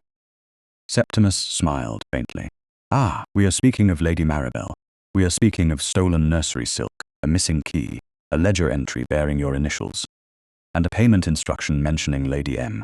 The smile did not disappear. It thinned. "That sounds dramatic when arranged by an injured wife." Alistair went still. "Choose your next words with care. I always do." Septimus crossed to the decanter, though he did not pour. "Verity is newly delivered, newly elevated, and newly aware that a woman from your past remains capable of entering a room and altering its temperature. Jealousy is not a crime, Alistair. It is only inconvenient when dressed as moral certainty. The Duchess is not jealous." "No." Septimus turned with mild surprise. "Then why receive Maribel with witnesses? Why question a harmless gown? Why parade servants and ledgers through the nursery like a parish inquiry? Because someone used property from my house to insult my wife and threaten my son's name." "Threaten?" Septimus laughed softly. "My dear cousin, the threat began when your wife chose to make private discomfort public. Maribel is vain. She is wounded. She is at times unwise. But corner a woman like that, and she will defend herself, with whatever society is most eager to believe." Alistair's jaw tightened. "Meaning?" "Meaning London enjoys dates. It enjoys resemblance. It enjoys a marriage that was dignified but hardly tender. It enjoys knowing that a duke spent more nights in town than at his wife's side before the heir was born." The words struck with precision because they carried enough truth to wound. Septimus saw it and moved closer. "I am not accusing her. Heaven forbid. The child is Harrowby to the bone.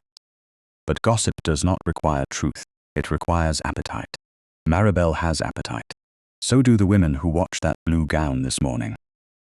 You are suggesting I ignore forgery and theft because gossips might sharpen itself against my family. I am suggesting you manage the matter like a duke, not like a husband stung into chivalry." Alistair's eyes cooled. "Those are not different duties.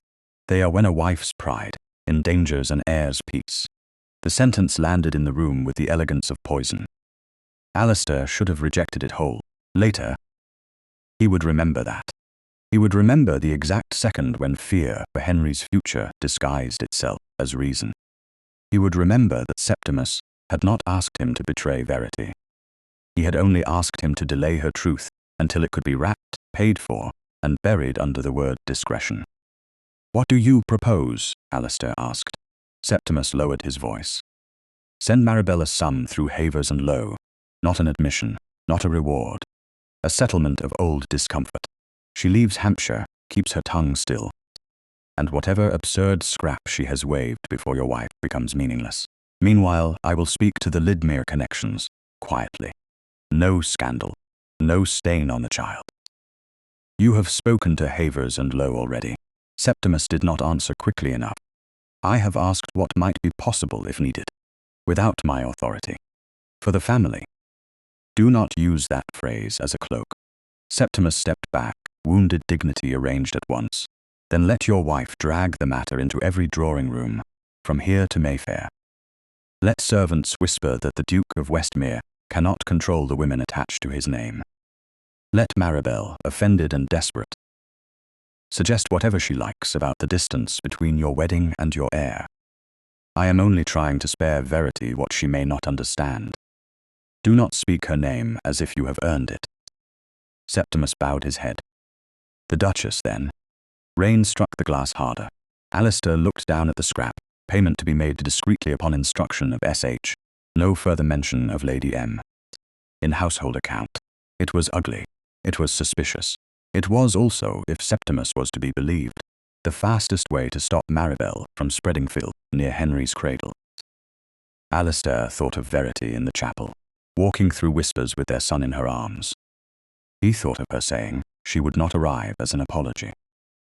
He thought of Maribel's insinuation about a child's face. Fear rose in him, quiet and absolute. It did not feel like cowardice while it was happening. It felt like protection. "I will send one letter," he said, "to Havers and Lowe. No admission, no promise beyond silence and departure. If Maribel accepts, she leaves by tomorrow." Septimus's relief was so swift that it almost became triumph before he covered it. Wise. Do not mistake this for trust. Of course not. Alistair moved to the writing table, took paper, and wrote with a hand that did not shake. Each line was measured. Each word was correct. That was the terrible thing about wrong choices made by disciplined men. They often looked immaculate. When he finished, he sanded the ink and sealed the letter. "This does not leave through your hands," he said. Naturally. Yet when Septimus departed, the room seemed to breathe easier around him. As if the library itself had been complicit, Alistair remained by the fire, staring at the sealed instruction. He had meant to go to Verity and explain first. He told himself he would do so after the solicitor received it, after Maribel was contained, after danger had passed. Another silence, chosen for her own good. Upstairs, Verity learned of it, because Mrs. Fenwick trusted unease more than rank. The housekeeper came to the small sitting room beside the nursery near 9 o'clock, carrying a folded blotting sheet taken from the study wastebasket by a maid who feared she had done wrong, even by noticing it. Agnes closed the door. Henry slept in the next room, his nurse humming under her breath. Verity unfolded the blotting sheet over the lamp. The writing appeared backward at first. Pale impressions of ink pressed into paper. Agnes held a mirror. The message became clear enough. Havers and Lowe were to arrange a discreet payment to Lady Maribel Crowe upon condition of immediate departure and silence concerning recent household misunderstanding, by authority of the Duke of Westmere. Verity read it once, then again. The second reading hurt more because understanding had found its shape. Agnes whispered, "Maybe His Grace means to protect you." Verity placed the blotting sheet on the table. Yes, her voice was calm, too calm.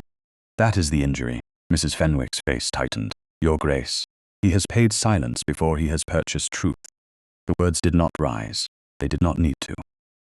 In the nursery beyond the door, Henry made a small sleeping sound, and Verity felt the whole weight of what had been done in his name. Alistair had seen the ribbon. He had heard Maribel's threat. He had watched the ledger point toward Septimus. And still, when pressed between public truth and private management, he had reached for the old ducal remedy. Money, quiet, removal. The world made smooth again over a woman's wound.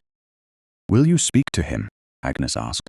Verity looked toward the adjoining door that led down the corridor to Alistair's rooms. For one tired second, she wanted to. She wanted to put the blotting sheet into his hand and ask whether he truly believed love could grow in a house where every danger was handled around her, rather than with her. But if she went now, he would apologize.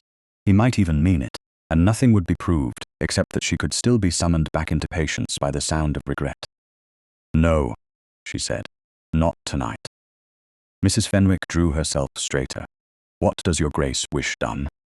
Verity looked at the pale blue ribbon lying in its silk purse, then at the altered gown folded across a chair. Evidence, insult, warning. Lady Maribel did not make that dress in her own parlour. Someone cut it, fitted it, lined it, and stitched our stolen ribbon inside. Agnes's eyes sharpened. The modiste, yes. Verity crossed to her writing desk. Bond Street remembers what gentlemen prefer to forget. She drew out paper and took up her pen. This time she did not write to Alistair. She wrote to Madame Roselle of Bond Street, whose name Agnes had found sewn in minute letters beneath the skirt facing. The request was polite, urgent, and precise. The Duchess of Westmere wished to know who commissioned the pale blue silk gown recently delivered to Muirfield Park, who supplied the fabric, and whether any remnant remained in the workroom. She offered payment for copies of the account and discretion for the messenger, but not for silence. When she finished, she sealed the letter with green wax, not the Harrowby crest. Her own small seal from before her marriage pressed a plain V into the surface. Agnes watched. "You won't use His Grace's authority?" "No." Verity handed her the letter. "Use mine." Mrs. Fenwick's eyes met hers with grave approval. "I know a groom whose sister works in a milliner's shop near Bond Street. He can ride before dawn and carry it by hand." "Good." Verity looked once toward the nursery, where Henry slept under the name everyone claimed to be protecting. And Mrs. Fenwick. "Yes, Your Grace. No one is to tell Lord Septimus that a letter has left this house." The housekeeper curtsied. "No." "Your Grace." When they were gone, Verity stood alone beside the lamp. The blotting sheet lay on the table like a pale confession. She did not weep. Tears would have been easier than the stillness settling inside her. Somewhere below, Alistair believed he had bought time. Verity folded the blotting sheet and placed it beside the blue ribbon. "No," she whispered to the quiet room. "You have bought proof." At dawn, Verity left Muirfield Park under the most respectable disguise available to a duchess, household necessity. Lady Theodosia was told that Her Grace required additional ribbon and mourning lace for a cousin's delayed visit, which was true enough in the way aristocratic sentences often were. Agnes sat beside her in the carriage, a small bundle of sewing in her lap to justify her presence, while Lady Anstruther, summoned by a note before breakfast, took the opposite seat with the calm expression of a woman who understood that propriety could be used as a shield as well as a cage. Henry had been kissed in his sleep before Verity departed. She had stood over his cradle longer than she intended, memorizing the small curve of his cheek, because courage was easier when she remembered what it served. Alistair had not been told until the carriage had passed the first gate. That had not been revenge. It had been caution. If he had stopped her in the hall with concern in his eyes and command in his voice, she might have wasted strength resisting the wrong enemy. The road to London was damp and grey, with hedgerows dark from the previous night's rain and fields stretching on either side in subdued winter green. Lady Anstruther watched Verity for several minutes before speaking. "You know he will follow." Verity looked out at the road. "Yes. Does that trouble you?" "Less than it would have yesterday." Agnes lifted her eyes, then lowered them. Lady Anstruther's mouth softened. "That is not forgiveness." "No," Verity said. "It is measurement." They reached Bond Street by early afternoon, after changing horses twice and stopping only long enough for tea. Verity did not taste. Madame Roselle's establishment occupied a narrow front between a jeweller and a milliner, its windows arranged with pale muslins, evening silks and bonnets designed to make expensive women feel natural. Inside, the air smelled of starch, lavender sachets, and warm cloth pressed under irons. Madame Roselle herself came forward with the bright alarm of a tradeswoman receiving a duchess whose letter had arrived before her. She was small, dark-eyed, and French by birth, though London had sharpened her English into something brisk and practical. "Your Grace," she said, curtsying deeply, "I am honored. I confess I was not expecting you in person. That is why I came," Verity replied. Madame Roselle's eyes flicked to Lady Anstruther, then to Agnes, then back to Verity. "Perhaps a private room. That would be wise." The room behind the showroom was lined with shelves of folded fabrics and paper patterns tied with string. A work table stood beneath the window, scattered with pins, chalk, and measuring tapes. Two seamstresses withdrew at a glance from Madame Roselle, leaving the women alone. Verity opened her reticule and placed the pale blue ribbon on the table. The modiste's face changed before she could arrange it. "You recognize it," Verity said. Madame Roselle did not touch the ribbon. "I recognize the gown to which it was attached." Then we shall not waste your time pretending otherwise. Lady Anstruther sat near the door, silent and formidable. Agnes stood behind Verity with her hands folded, eyes sharp. Madame Roselle drew a breath. Your Grace, I conduct business for many houses. Discretion is the spine of my trade. Discretion is admirable when it protects privacy. It is less admirable when it conceals theft. The word theft struck cleanly. Madame Roselle went pale. I did not steal anything. Then tell me who brought you this silk. The modiste hesitated. Verity waited. Silence, she had learned, was not emptiness, it was pressure. At last, Madame Roselle crossed to a locked drawer, removed a ledger, and opened it with hands that had begun to tremble. The order was placed 6 weeks ago. Not by Lady Maribel Crowe. Agnes inhaled softly. Verity's heart did not leap. It settled. By whom? The instruction came through a gentleman's servant. But the account was to be noted under Lord Septimus Harrowby's direction. Payment through a Harrowby household channel. Lady Anstruther's face hardened. You understood that to be proper. Madame Roselle looked miserable. My lady, when a gentleman of that house orders fabric and gives a family reference, one does not ask whether a duchess knows of every ribbon. One should. Agnes said under her breath. Verity glanced back, not to rebuke her, but to steady her. Then she returned to the modiste. What were you asked to make? A pale blue gown in your Grace's measurements. How did Lord Septimus know my measurements? Madame Roselle swallowed. They were supplied. By whom? I cannot say with certainty. A paper came with the order. It listed shoulder, waist, sleeve, and length. Accurate enough that my girls wondered whether it had been copied from a previous fitting. Verity remembered the wedding trousseau ordered before her marriage. The gowns fitted while older women advised modesty, suitability, restraint. Her measurements had been treated as household information, like linen counts or silver weight. Another small invasion.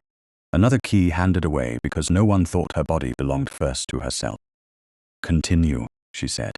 Madame Roselle turned a page. A second gown was ordered 2 days later by Lady Maribel Crowe herself. Dark blue silk, similar tone, more dramatic cut, meant to be worn at the same gathering. The christening, Lady Anstruther said. She did not name it, Madame Roselle replied, but she said there would be a family occasion at which matching memory would be understood. Agnes's mouth tightened. Matching cruelty more like. Madame Roselle looked down. I kept the remnant because the cloth was unusual old. Fine, not from current stock. She went to another drawer and removed a paper packet.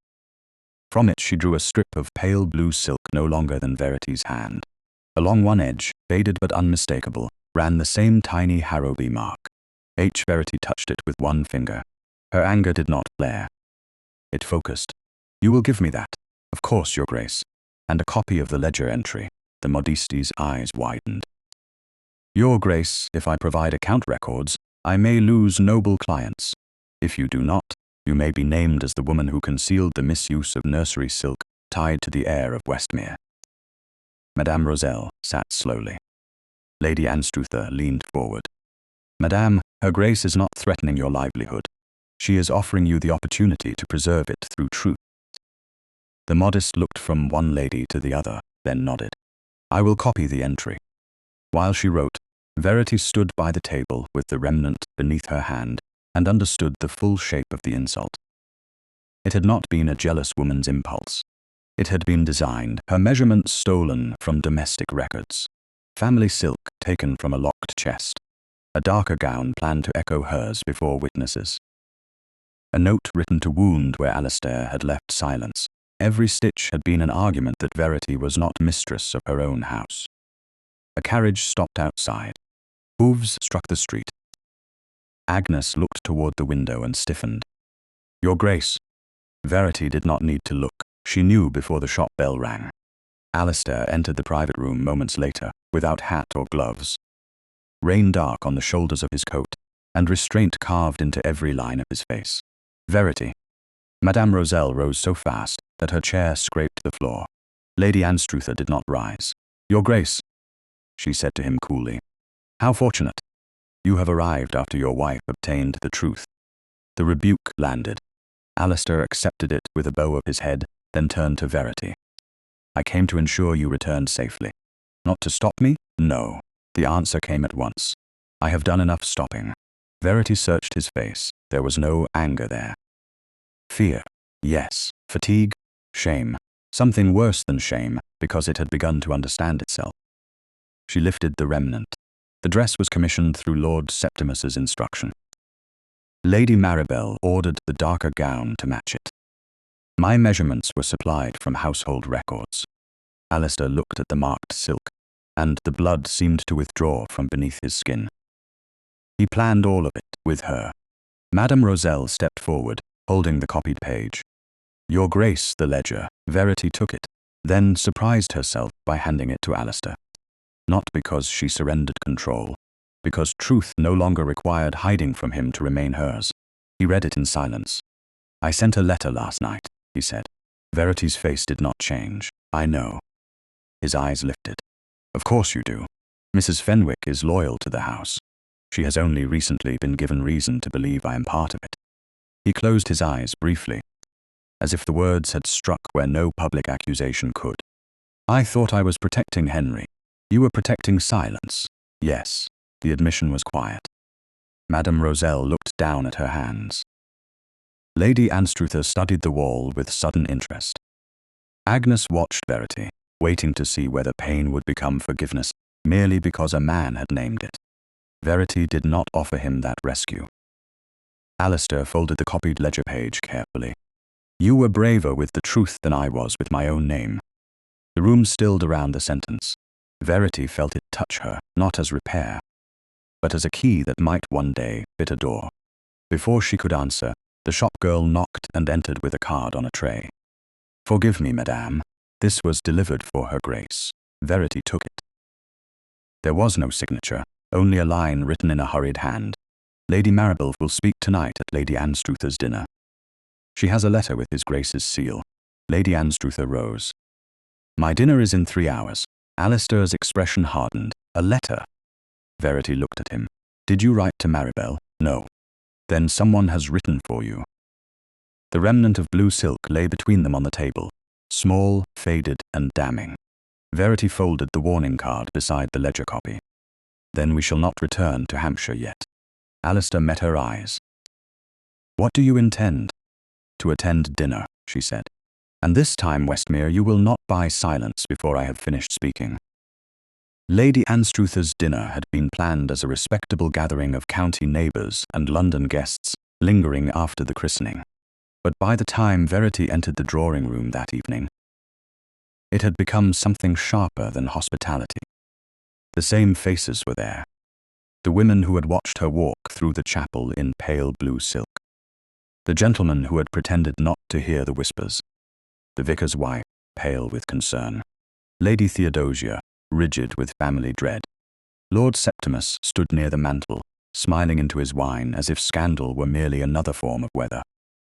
Lady Maribel Crowe was seated beneath a gilt mirror in lavender silk, her dark blue gown retired, her expression softened into wounded elegance.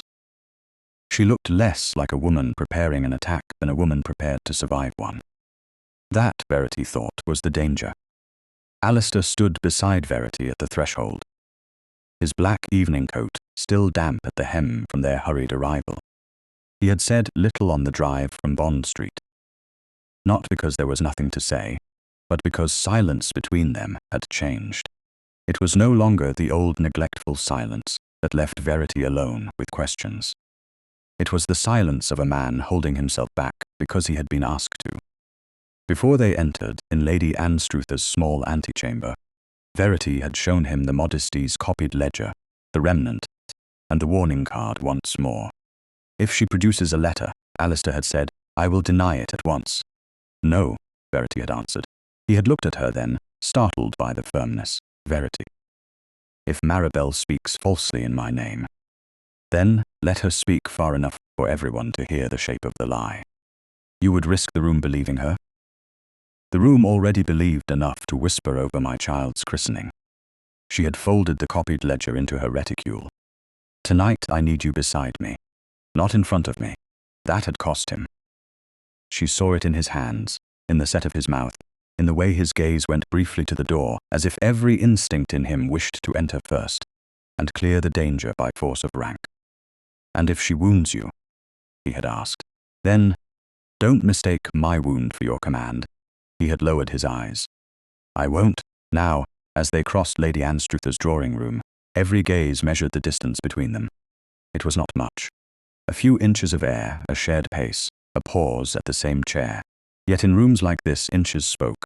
Alistair did not abandon her to the women. He did not claim the gentleman. He remained at her side until Lady Anstruther came forward, with a composure that made Verity grateful. "My dear," she said, taking Verity's hands, "you are welcome, both of you." Her glance touched Alistair with polite severity, especially now. "Lady Anstruther," he said, bowing, "we are in your debt." "You are in your wife's, your grace. Mine is easier to repay." A faint colour rose under his cheekbones, but he accepted the rebuke.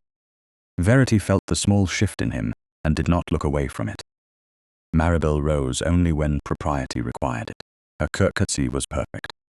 "Duchess, your grace, how unexpected that you returned to town this evening. Unexpected things have become useful," Verity said. "They reveal who prepared too carefully." Maribel smiled. "I am afraid I don't understand." "Not yet." Septimus approached with a mild frown arranged for the benefit of witnesses. "Alistair, I had understood you were returning to Hampshire. Plans changed, so I see." His eyes touched Verity's reticule, then moved away. "I hope the child is well. Henry is safe at Muirfield," Verity said. "Under the care of people who know the difference between loyalty and convenience." Septimus's smile held, but barely. Dinner was announced before he could answer. Lady Anstruther had seated the guests with deliberate intelligence. Verity sat where she could see both Maribel and Septimus. Alistair sat beside her, not across the table, where he could only watch. The first courses passed in strained politeness: soup, fish, wine, murmurs about roads and weather, and the excellence of the christening music. No one believed any of it. The room was waiting for a blade to show. Verity ate enough to avoid comment and listened.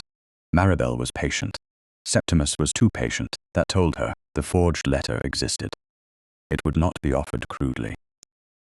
It would be made to appear unwilling, forced from an injured woman by the Duchess's persecution. After the remove, when servants carried away dishes and the conversation thinned, Lady Maribel placed one gloved hand over her reticule. "Lady Anstruther," she said softly, "I must beg your pardon if I disturb your table.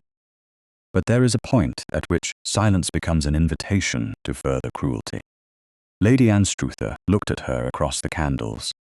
"That depends entirely upon who has been silent and who has been cruel." Indeed, Maribel's eyes shone. She had chosen tears without letting them fall. "I came to Hampshire only to offer good wishes. Instead, I find myself accused by implication of schemes I do not understand. Theft I would never commit, and feelings I had tried to bury with dignity." Alistair's hand moved once against the tablecloth. Verity's fingers brushed his sleeve beneath the edge of the table. "Not yet." He went still. Maribel continued, encouraged by the room's attention. "I do not wish to speak of the past. His Grace and I both know that what passed between us ended before his marriage. I never challenged his duty. I never expected him to break faith with his house." "How noble," Lady Theodosia said coldly. Lady Anstruther gave her a look, but did not stop her. Maribel drew a folded paper from her reticule. The seal was broken, but the wax still clung to the fold in dark red fragments. "Yet, if I am to be portrayed as a woman chasing shadows, perhaps I have the right to show that I was not the only one who remembered." The room sharpened. A lady near the center of the table drew a breath. Septimus lowered his gaze, the image of reluctant discomfort. Verity did not move. Alistair's face had gone very still. "What is that?" he asked. His voice was even, too even. Maribel looked at him with lovely sorrow. "You know, your grace, I do not." A tremor entered her mouth. Beautifully timed. "Then perhaps you have forgotten what was easier for you to write than to honor." She unfolded the letter. "I will not read all of it. I am not so cruel, only enough to defend myself." Verity felt Alistair preparing to speak, the restraint in him tightening like a drawn wire. She touched his sleeve again, firmer this time. Not yet, she whispered. His gaze flicked to her. In it she saw fury, shame, fear, and the old habit of command. Then he looked down at her hand and stopped. He trusted her. Not gracefully, not easily. But he did. Maribel read, her voice low enough to make the table lean toward her. There are obligations a man fulfills because he must, and affections he preserves because he cannot do otherwise. Whatever name my house requires me to give another woman, memory remains where choice once lived. A murmur moved around the table. Lady Theodosia looked stricken. Lady Anstruther's expression hardened into pure dislike. Verity felt the words slide toward her like oil. Another woman. Memory. Choice. A letter shaped to make her marriage sound like duty. A son like consequence. Maribel like the wound that deserved pity. Alistair's hand clenched beneath the table. Verity did not release his sleeve. Enough, Lady Anstruther said. No, Verity said. The single word quieted the table. She looked at Maribel. Let her finish the part she wishes us to hear. One should always let a lie stand fully upright before asking why it casts the wrong shadow. Maribel's eyes flashed. You call it a lie. I call it unfinished. Verity turned to Alistair. Did you write those words? No. Did you write any letter to Lady Maribel after our marriage? No. Did you authorize anyone to write one in your name? No. The answers were clear, controlled, and public. Verity looked back at Maribel. May I see it? Maribel hesitated. I would rather not have private feeling poured over like a tradesman's account. How interesting. You were willing to read private feeling aloud over dinner. A faint sound traveled the table. Not laughter. Recognition. Maribel placed the letter down at last, not in Verity's hand, but near Lady Anstruther, as if trusting a hostess more than the woman she had insulted. Lady Anstruther passed it to Verity without apology.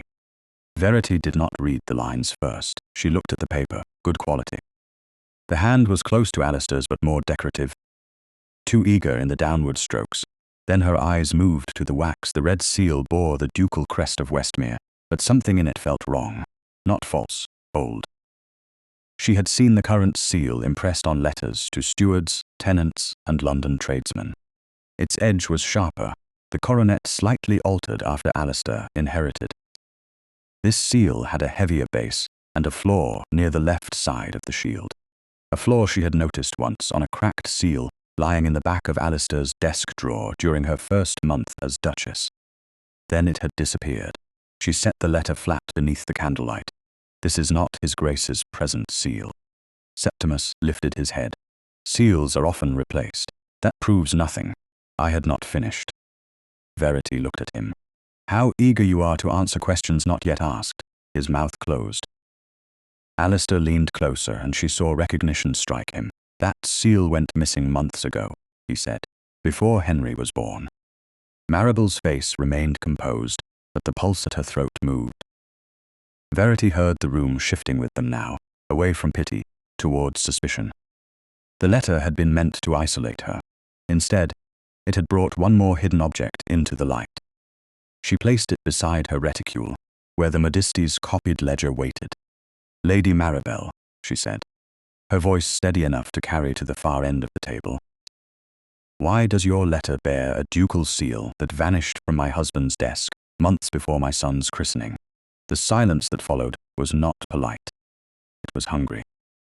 Lady Maribel Crowe did not answer Verity's question at once, and that hesitation did more to condemn her than any confession could have done. The dining room held its breath around the candle flames. Silver gleamed. Wine darkened in crystal glasses. Every face watched the forged letter lying near Verity's hand, its old wax seal exposed beneath the light like a relic stolen from a tomb. Lord Septimus moved first. He rose with a swift little scrape of his chair and placed one hand on the table as if steadying the room rather than himself. This has gone far enough, he said. Lady Maribel is overwrought. Duchess, surely you do not intend to turn a private dinner into an inquiry over a misplaced seal. Alistair stood before Septimus had taken 2 steps. He did not raise his voice. He did not need to. Septimus paused. A murmur moved along the table, delicate and avid. Alistair, be reasonable. I said sit down. The Duke of Westmere spoke as he might have spoken to a tenant dispute, a defaulting steward, or a storm threatening the wheat. Calm, final, impossible to mistake. Septimus looked around, and seemed to discover, too late, that rank no longer obeyed charm when a duke chose to use it. He sat. Maribel's hand closed around the edge of her reticule. Verity watched that small movement and understood that the woman had expected wounded protest, perhaps even tears, but not order, not evidence, not a husband who at last had remained still when asked, and then risen when needed. Lady Anstruther leaned toward Verity. "My dear, you need not continue at table." "Yes," Verity said, taking the copied ledger from her reticule. "I do." She laid the page beside the forged letter. "Madame Roselle of Bond Street copied this from her own account book this afternoon. The pale blue gown sent to me was commissioned under instruction connected to Lord Septimus Harrowby. The darker gown worn by Lady Maribel at my son's christening was ordered 2 days later, designed to echo it before witnesses." A lady near the foot of the table whispered, "Good heavens." Lady Theodosia looked as if heaven had been invoked too mildly. Septimus gave a short laugh. "A modiste's account? Women order gowns, men pay bills, that is hardly treason." "No one has called it treason," Verity said. "I have called it design." She opened the second packet and unfolded the pale blue remnant. The tiny embroidered H appeared along the worn edge. The room leaned closer without meaning to. This was kept by the modiste. It matches the ribbon removed from the gown sent to me, and that ribbon matches silk taken from the old nursery chest at Muirfield Park. Septimus's expression lost its ease. "You are building castles from thread. Thread has held more houses together than pride," Lady Theodosia snapped. Lady Anstruther lifted a hand before the older woman could continue. But her own eyes were hard. Verity placed the next item on the table, a copied line from the household key ledger, written in Mrs. Fenwick's careful hand before they left Hampshire. The nursery chest was opened 3 months ago under family authority, with the initials SH noted beside the entry. Septimus's face changed, then recovered. "A misunderstanding by the steward, Mr. Vale believed the authority came from you," Alistair said. "As did Mrs. Fenwick, once she saw the ledger. Servants misunderstand constantly. That is why they require management." Verity's eyes lifted. "How fortunate for them that you will not be managing this." A breath of reaction passed through the room. Septimus flushed. Maribel looked toward him with something sharp and terrified breaking through her composure. He noticed too late. "Maribel," he said softly, "there is no need to dignify this." She turned on him with a smile that had gone brittle at the edges. "No need? You said there would be no proof." The words fell before she could recall them. Silence struck the table. Septimus went white with anger he was too well bred to show fully. "Lady Maribel is confused." "Don't," she said, and the softness vanished from her voice. "Don't you dare." Alistair's gaze moved between them. "Explain yourself, Lady Maribel." Maribel looked at him then, and for the first time there was no performance of tenderness. Only resentment, fear, and the humiliation of a woman discovering that the man who had used her ambition did not intend to share the fall. "He came to me after your son was born," she said. "He said the Duchess would become untouchable if society adored her. He said she was quiet enough to be made uncertain, and you were distant enough to be made guilty." The room stirred. Verity felt the words, but they did not enter her as they once might have done. Alistair's face tightened with pain, because distance had been his, and guilt had reason to know his name. Maribel continued, faster now. "He said a public reminder of your past with me would make her look jealous. If she wore the dress, she would be laughed at. If she refused it, people would say she feared me. If she protested, she would look unstable. And if she touched the matter of the child's legitimacy, even by denying it, whispers would follow the cradle." Lady Anstruther made a sound of disgust. Septimus rose again. "This is hysteria." "Sit," Alistair said. This time the word cracked like ice. Septimus sat. Verity placed the final scrap on the table. The blotting impression of Alistair's payment instruction through Havers and Lowe. Her fingers remained steady, though this piece still hurt more personally than the rest. "Last night," His Grace was persuaded to authorize a discreet payment to silence Lady Maribel. He did so wrongly. The room shifted toward Alistair. He did not hide from it. "I did," he said. "I was afraid for my son's name, and ashamed of the opening my own silence had given to scandal. I chose secrecy when I should have chosen my wife. That fault is mine." Verity did not look at him. If she did, the room might see that the words had reached her. Septimus seized the opening. "There, you see. The Duke himself understood the danger. The wise course has always been discretion. Pay the woman. Remove her. Let the matter die. Why expose Harrowby linen, nursery records, and old attachments before every gossip in the county?" "Because you made my child's christening a stage," Verity said. "Because you placed stolen family silk against my body and expected shame to keep me silent. Because you used a woman's reputation, a wife's loneliness, and an infant's name as tools for your own influence." Septimus's eyes hardened. "You speak as if you understand power." "No," Verity said. "I speak as someone who has lived beneath it long enough to recognize its cowardice." Maribel gave a sharp, humorless laugh. "He promised me influence, invitations restored, Lidmere forgiven," he said. Once the Duchess looked foolish, and his Grace was frightened into quiet. Lord Septimus would advise the household. The child's interests, the estate accounts, the family settlements. He said you always listened when reputation was at stake. She looked at Alistair with bitter satisfaction. He was not wrong. Alistair absorbed that without flinching, but Verity saw the blow land. Septimus turned to the room now, abandoning elegance for urgency. "And what happens if this proceeds? Do you think London will praise your righteousness? No.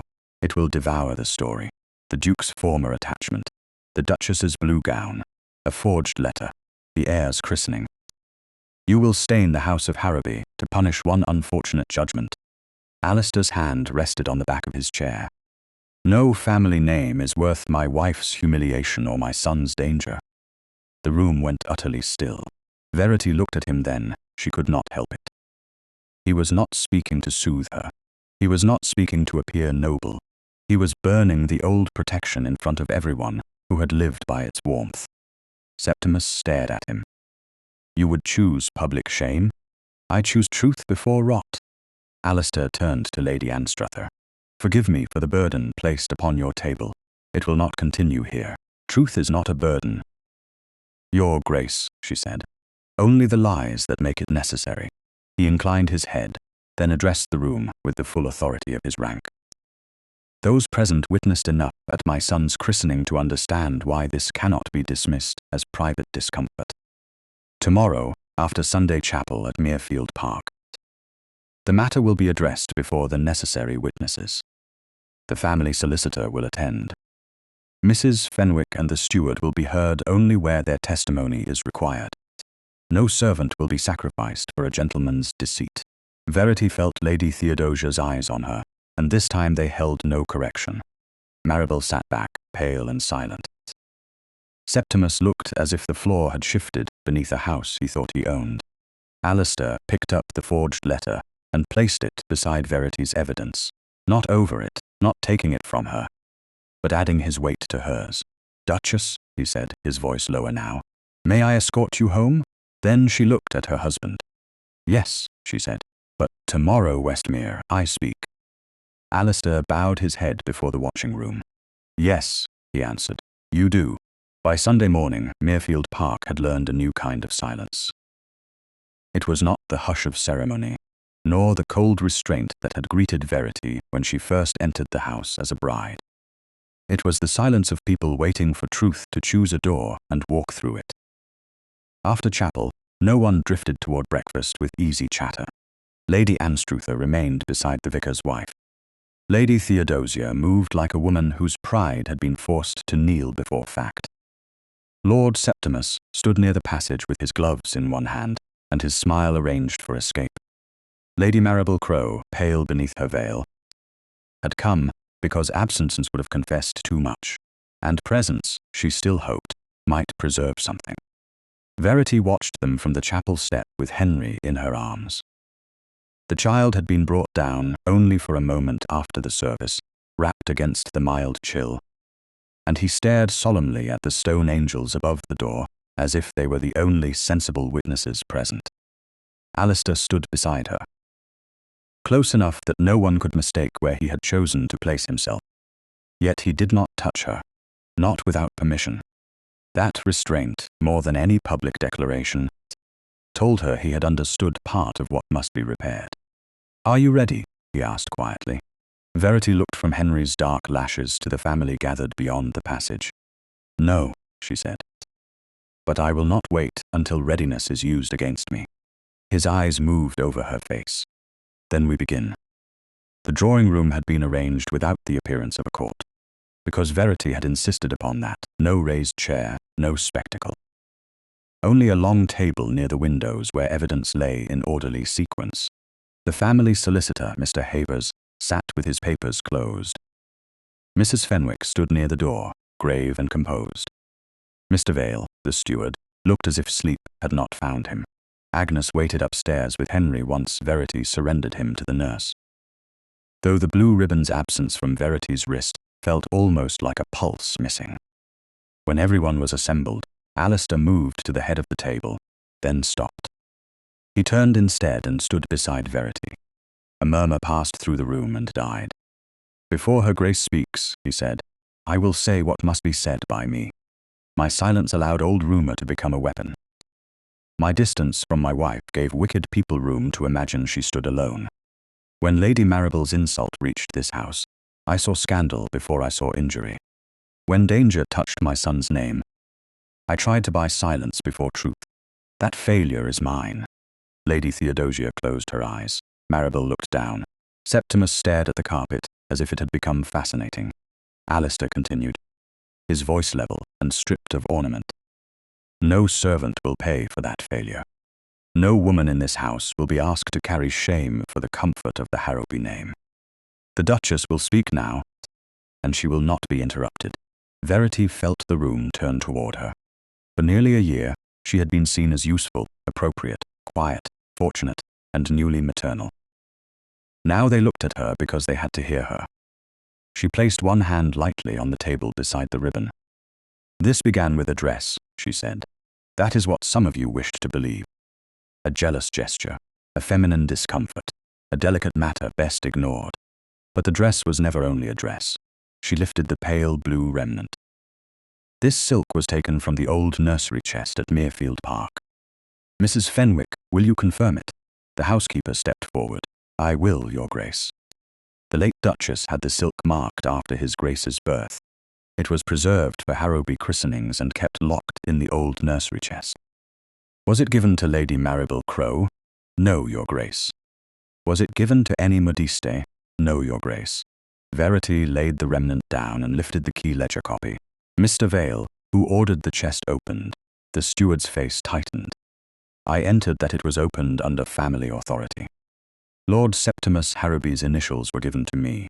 Septimus stood. "This is absurd. A steward's careless entry cannot condemn a gentleman." Alistair did not move. "Sit down." Septimus looked at the room and sat. Verity turned the modiste ledger toward the guests. "Madame Roselle's account confirms that the gown sent to me was commissioned through Lord Septimus's instruction, using Harrowby credit. Lady Maribel then ordered a darker gown to match it for my son's christening. The intention was simple. If I wore the dress, I would be mocked. If I refused it, I would be afraid. If I protested, I would be called unstable." Maribel's voice entered, thin but polished. "You assume intention, Duchess." "No," Verity said. "You supplied it when you spoke of my child's face before witnesses." Lady Anstruther rose slightly. "I heard Lady Maribel's remark. So did Lady Theodosia." The vicar's wife, pale with indignation, added, "So did I hear the account of it immediately after." Maribel's mouth tightened. Words can be misunderstood. Objects less so. Verity lifted the forged letter. "This letter was produced at Lady Anstruther's dinner to suggest my husband's continuing attachment to Lady Maribel and to reduce my marriage to duty. It bears an old ducal seal that disappeared from His Grace's desk before my son was born. His Grace denies writing it. The handwriting does not match his hand. The seal had been missing." Mr. Havers cleared his throat. The old seal was reported misplaced in my correspondence last winter. The present impression confirms it is the same design. Septimus's composure began to crack at the edges. None of this proves what she wants it to prove. Maribel looked at him then, and resentment overcame calculation. You promised there would be no such table. The room froze. Septimus turned sharply. Be silent. No, she said, almost laughing. You wanted her humbled, not ruined beyond use. You said if the Duchess looked foolish and his Grace looked guilty, you could persuade him that the child's affairs needed a steadier family hand. Yours? Septimus's face had gone grey. You are disgracing yourself. You invited me to do it and called it restoration. Alistair's voice cut through them both. Enough. He looked to Mr. Havers. Lord Septimus is removed from every advisory role concerning Westmere estate matters, household accounts, and any future interest connected to my son. You will prepare the necessary notices. The steward's books will be reviewed. Any debt using Harrowby influence, without my written authority, will be refused. Mr. Havers bowed. Yes, Your Grace. Septimus rose, all pretense gone. You would expose your own family. You exposed us when you used my wife and son as instruments. I protected what you were too sentimental to protect. Verity looked at him with a calm that silenced even Lady Theodosia. No, Lord Septimus. You protected access. You protected debt. You protected the pleasure of believing a quiet woman could be arranged like furniture. She placed her hand over the ribbon. I wore the dress you meant to make into my shame. It has become your evidence. Lady Maribel stood more slowly. And what of me? Alistair turned to her. You will leave Muirfield Park today. No Harrowby house will receive you. No Harrowby carriage will serve you. No Harrowby name will soften the consequences of your own conduct. Maribel looked past him to Verity. You have won then. Verity shook her head. No, I have been believed. It is not the same thing.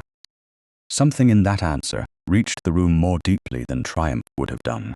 Lady Anstruther rose and came to stand beside Verity. After a moment, the vicar's wife joined her. Then Lady Theodosia, stiff and pale, stood as well. The Duchess has served this house better than those born to it, the old woman said. Her voice trembled, but she did not retreat from the words. I was wrong to call silence dignity. Verity felt the breath leave her slowly. Not relief, not yet, but the first loosening of a knot tied before her marriage. Alistair turned to her in front of them all. Verity, I ask your forgiveness, not for my peace, for the chance to spend the rest of my life proving I understand what I failed to protect. The room waited. He did not reach for her.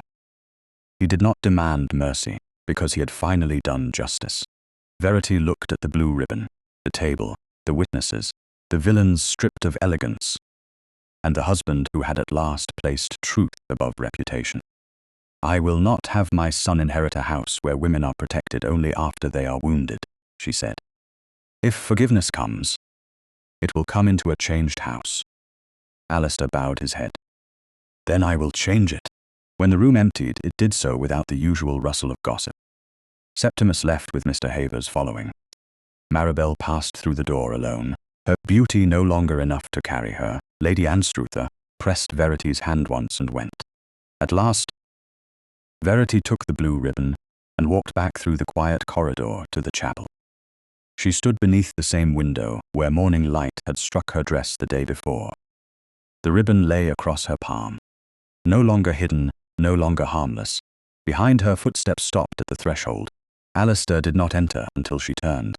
May I? He asked. Verity looked at him for a long moment. Then she opened her hand, showing him the strip of silk that had been meant to break her. Yes, she said, but slowly.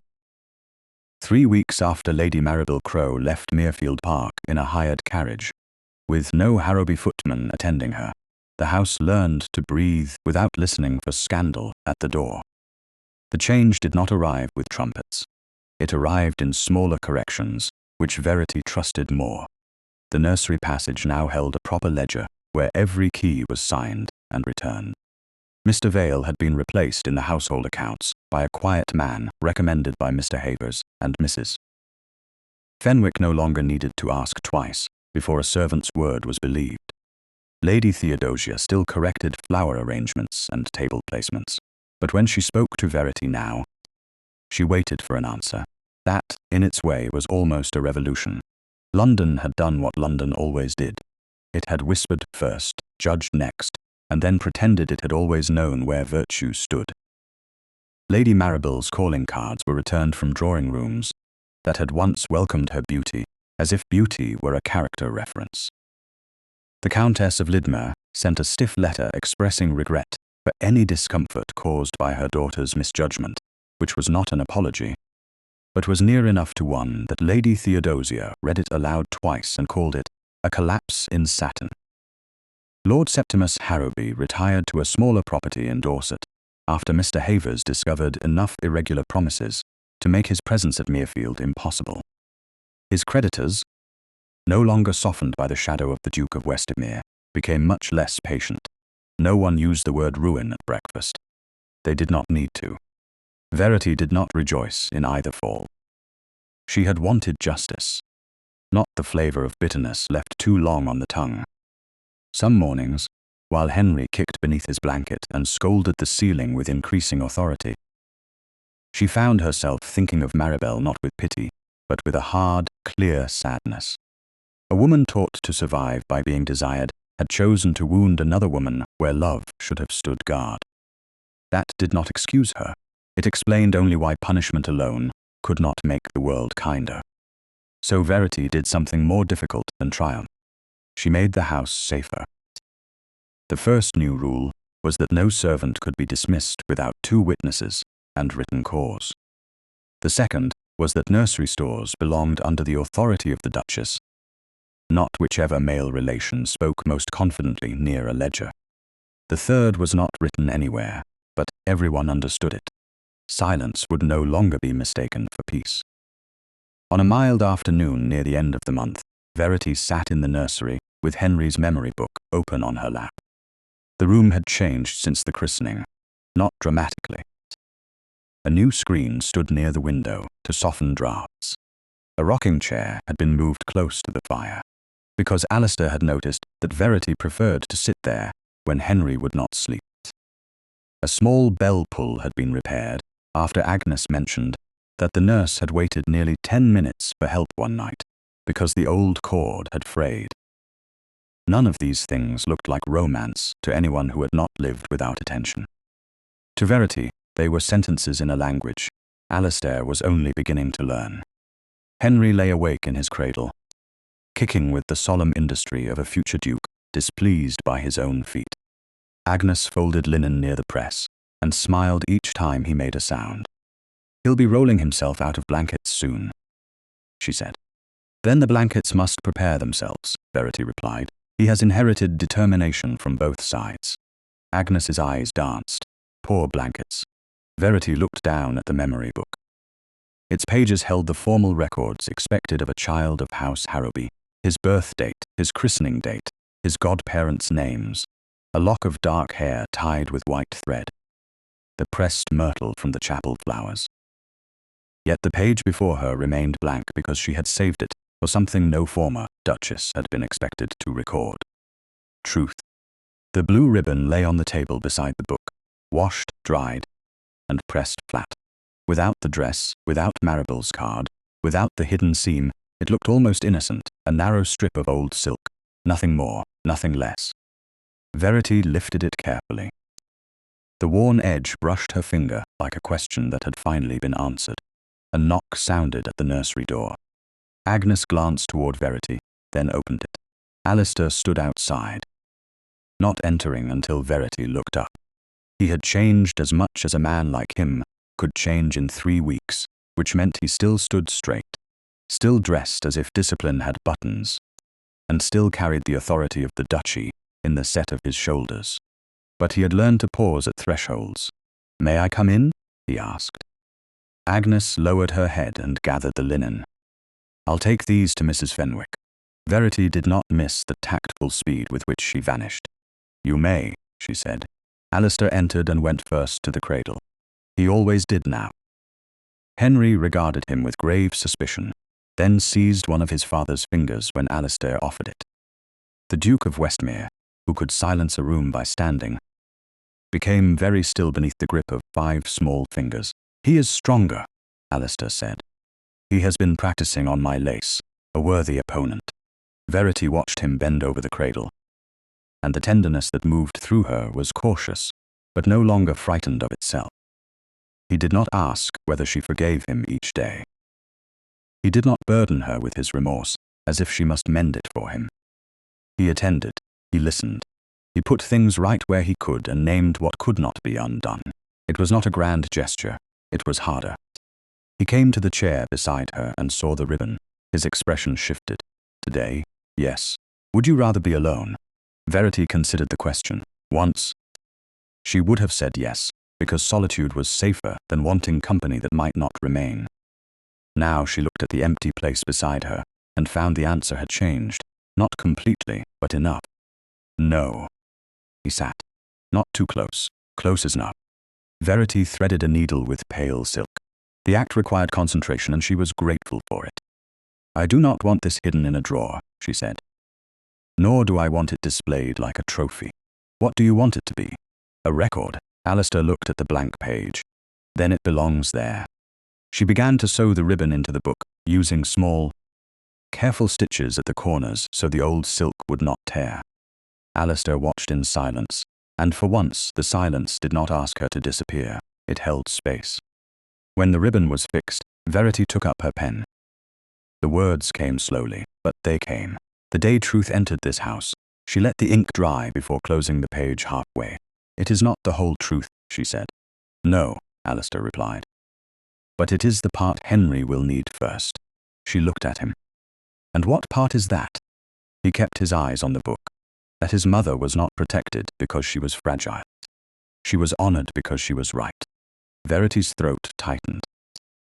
She looked down before the feeling could rise too visibly. "You have learned to phrase things dangerously well. I have had excellent correction." The faintest smile touched her mouth. It did not last long, but he saw it, and the sight seemed to move him more than forgiveness, spoken too soon, would have done. He leaned forward, resting his forearms on his knees. "Mr. Havers sent the final papers this morning.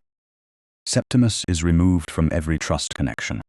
The steward's review is complete. No debt will be honored without my signature, and yours where household interest touches Henry." Verity lifted her eyes. "Mine?" "Yes. That will irritate half your relations. Only half." "You are right, I was being generous. Something warm passed between them, small and unfamiliar." Alistair looked toward the cradle, then back to her. "I should have given you authority before harm forced me to acknowledge it."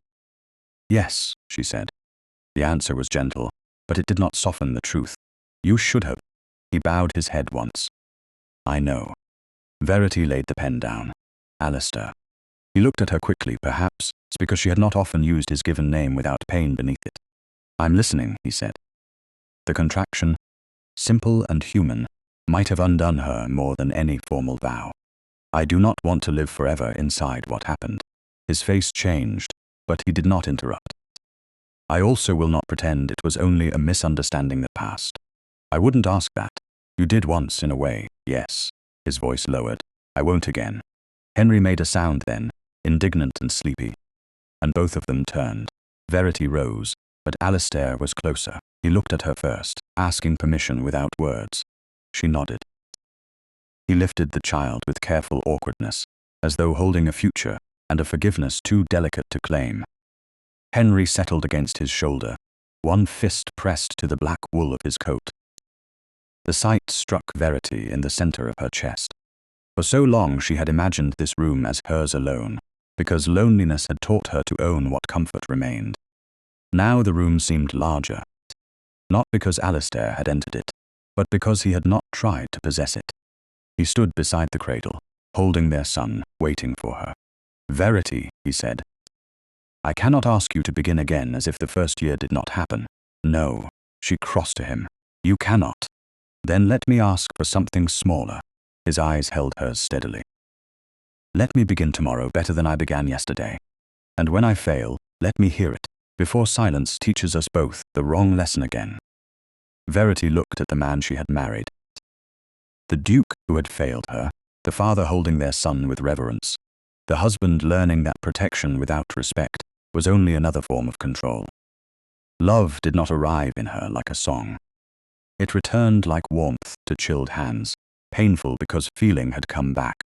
She placed one hand on Henry's back, and after a moment, she laid the other over Alistair's sleeve. "Tomorrow, then," she said, "and the day after."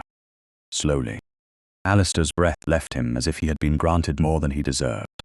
Perhaps he had. But Verity had not given him absolution. She had given them time with conditions.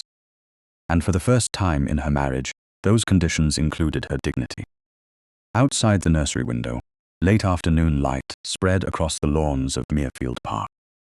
No crowd waited, no whispers gathered, no woman in blue stood smiling from a doorway. There was only the child between them, the memory book on the chair, and the ribbon sewn where no one could use it as a weapon again. Alistair shifted Henry carefully and offered Verity his free hand. She looked at it, then at him. This time, when she placed her fingers in his, she did not feel like the woman the house had endured. She felt like the Duchess it had finally learned to honor.